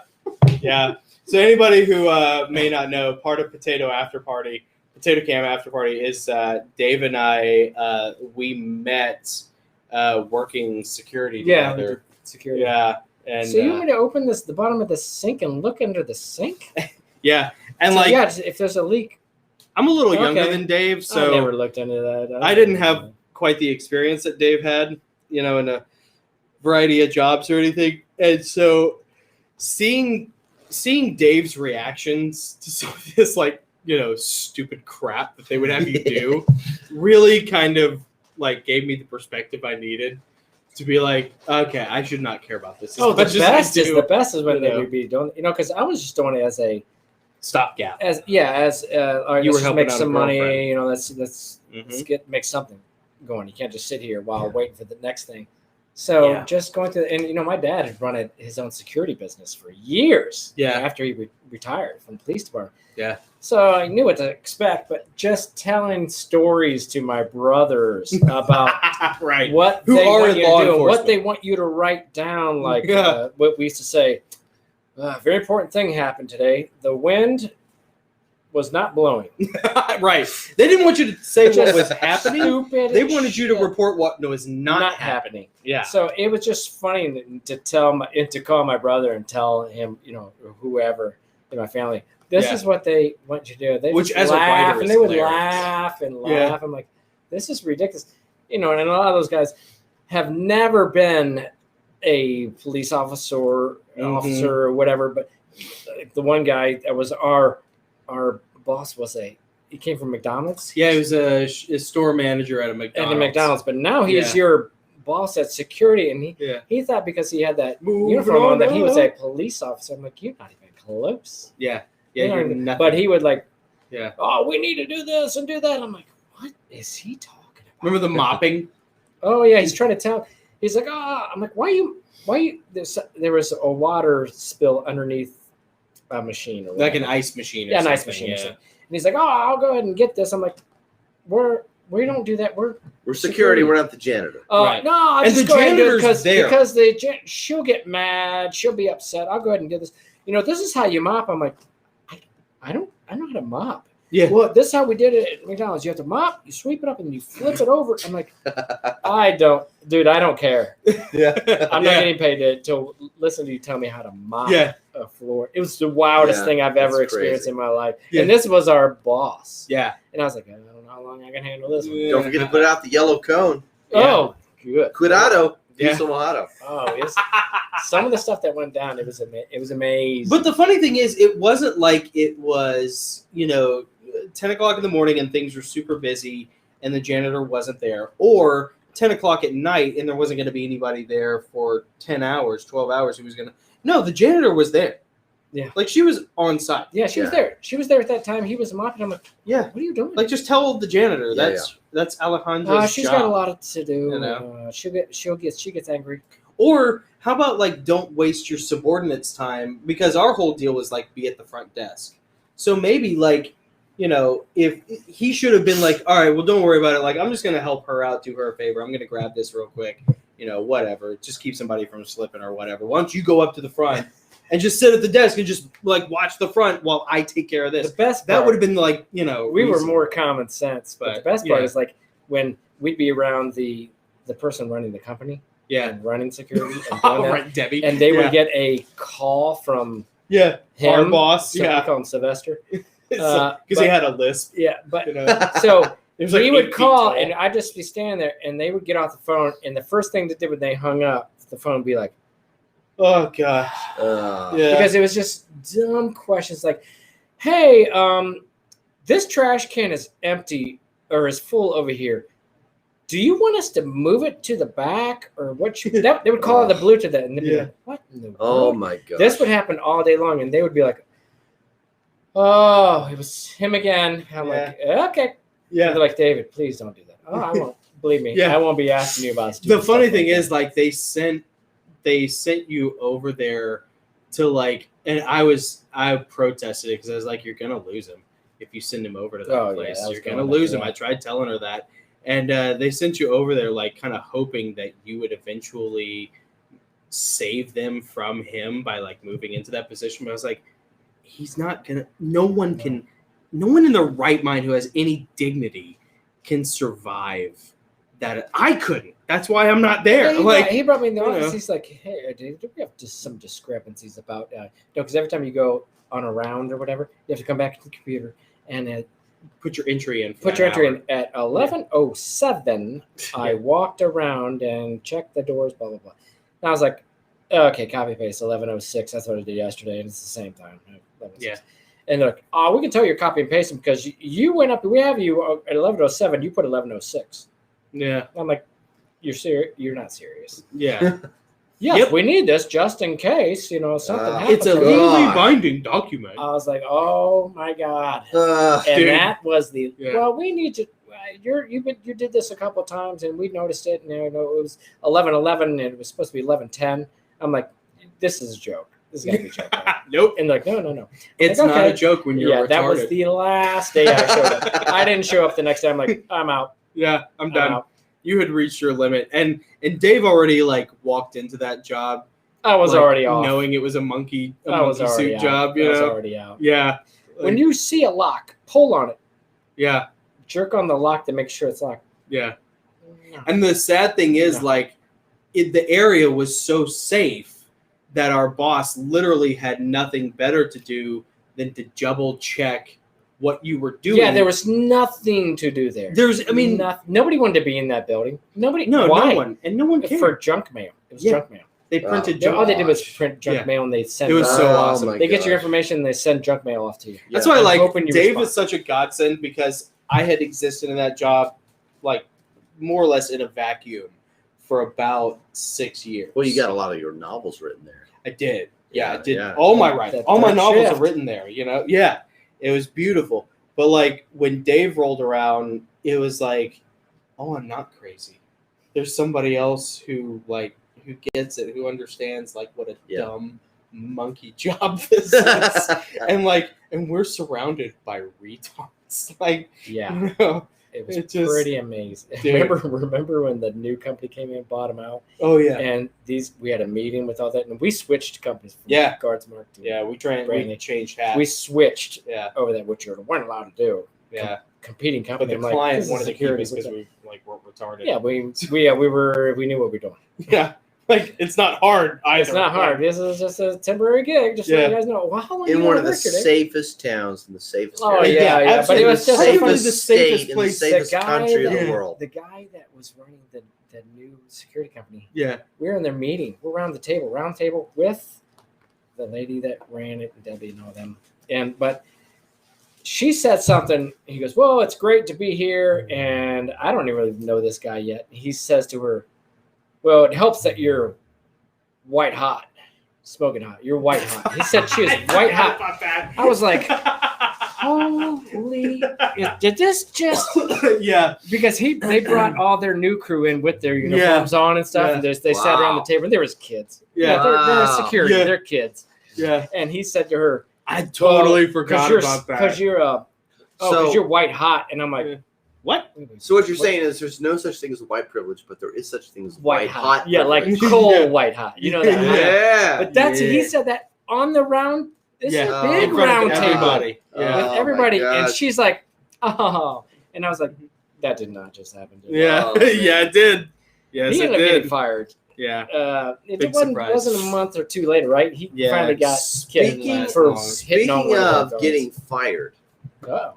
I want to talk about the hero of the week real quick. Oh we're in yeah, the we'll after do that party. and then we'll end. Yeah. So the hero of the week, I wanted to test the segment during the after party. Yeah. Hero of the week is a guy named Alfredo Rivera.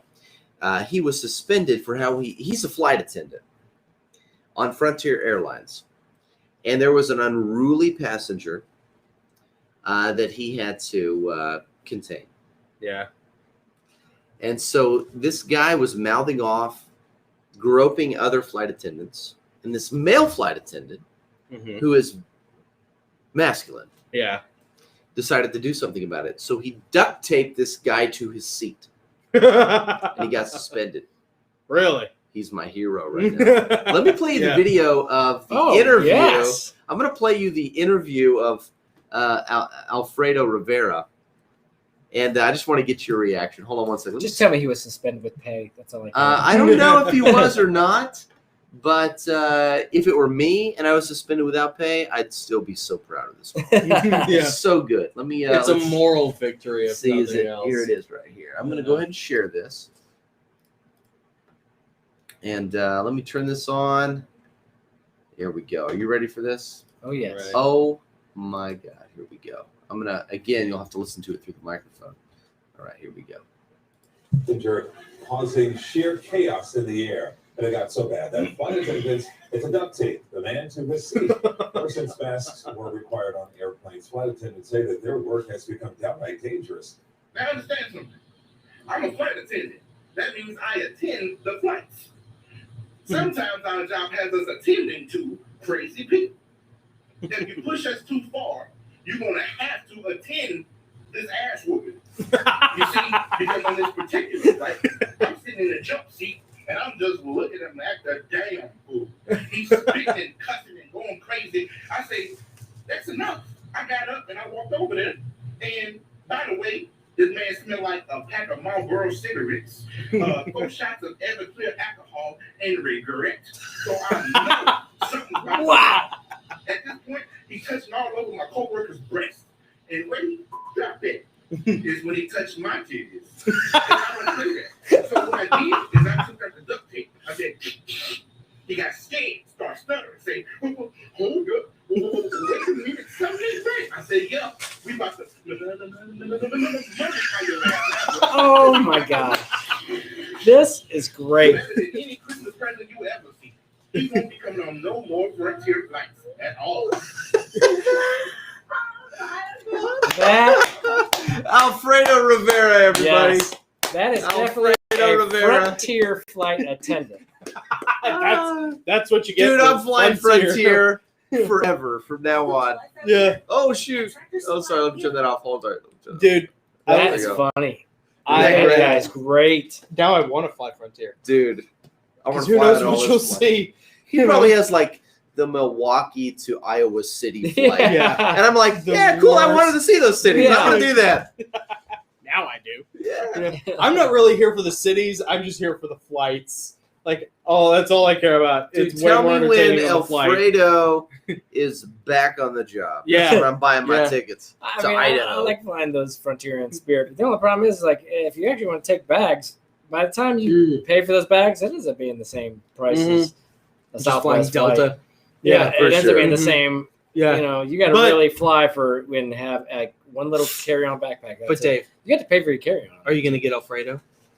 Oh, yeah. I mean, Alfredo! Alfredo! Go easy guy. like Night at the Roxbury, you know? Emilio! Alfredo! Where's Alfredo? Dude, that's I awesome. love Well, he knew he's done. Duct taped him to He his seat. set that up perfectly. He knew Yep. he's done on that flight. He's like, news is coming. All right, might as well be a viral Make hit. something about this. Yep. Here we go. Dude, Make that's hay his out of 15 this, minutes baby. of I know. I love it. Yeah. I love it. Good for Oh, him. man. Ripping out that duct tape. That's awesome. Well, man, guys, do you have anything else you want to go over before we take off and go get some Mexican food? I appreciate you guys having me on. Dude, are you kidding me? This was awesome. Yeah, it's fun. Yeah. It's the a first little time change. Well, yeah, it's the first time I was doing it. It's like 3 people in the room. It's been a lot of fun, actually. Yeah, I like this it. has been We're going to great. do more of this. Dave has been our Wright brothers experiment and Yeah. having a third person Yeah, in the room. We crashed in the beginning, but we're back up. We duct taped that wing back together. Dude, I We're cannot in the wait air. to go back and watch this. You got 2 of us. So good. You got Nick and I on each wing pushing from the ground and Dave steering, Go, Shelby, go. Adam's responding to. I think he's responding to Alfredo Rivera saying he is awesome. He could be referring to you. Or I'm not sure. I'm sure it's Alfredo. Either way. Alfredo's the man right awesome, now. but Alfredo it's just fun. took over the whole. Dude, I kind of wish we had opened with Alfredo. Yeah. Everybody forget, and it's back to all us. right. Yeah, no kidding. Well, Adam, Nate, we would love having you guys on. Thank you for joining us. Yep. Dave, man, this has been awesome. Yeah, it's been Appreciate cool, it. man. You're the man. Appreciate it. Love you, Appreciate buddy. it. And now we're gonna go get Mexican, so we're gonna harass some illegals and get some strychnine in our guacamole. That's right. That's right. But, I'm Jonathan, And I'm Nick. This is Dave. and that's Dave, and we are the Gosslings, and we hope everybody has a great week, and we will see you next Sunday at 4:30.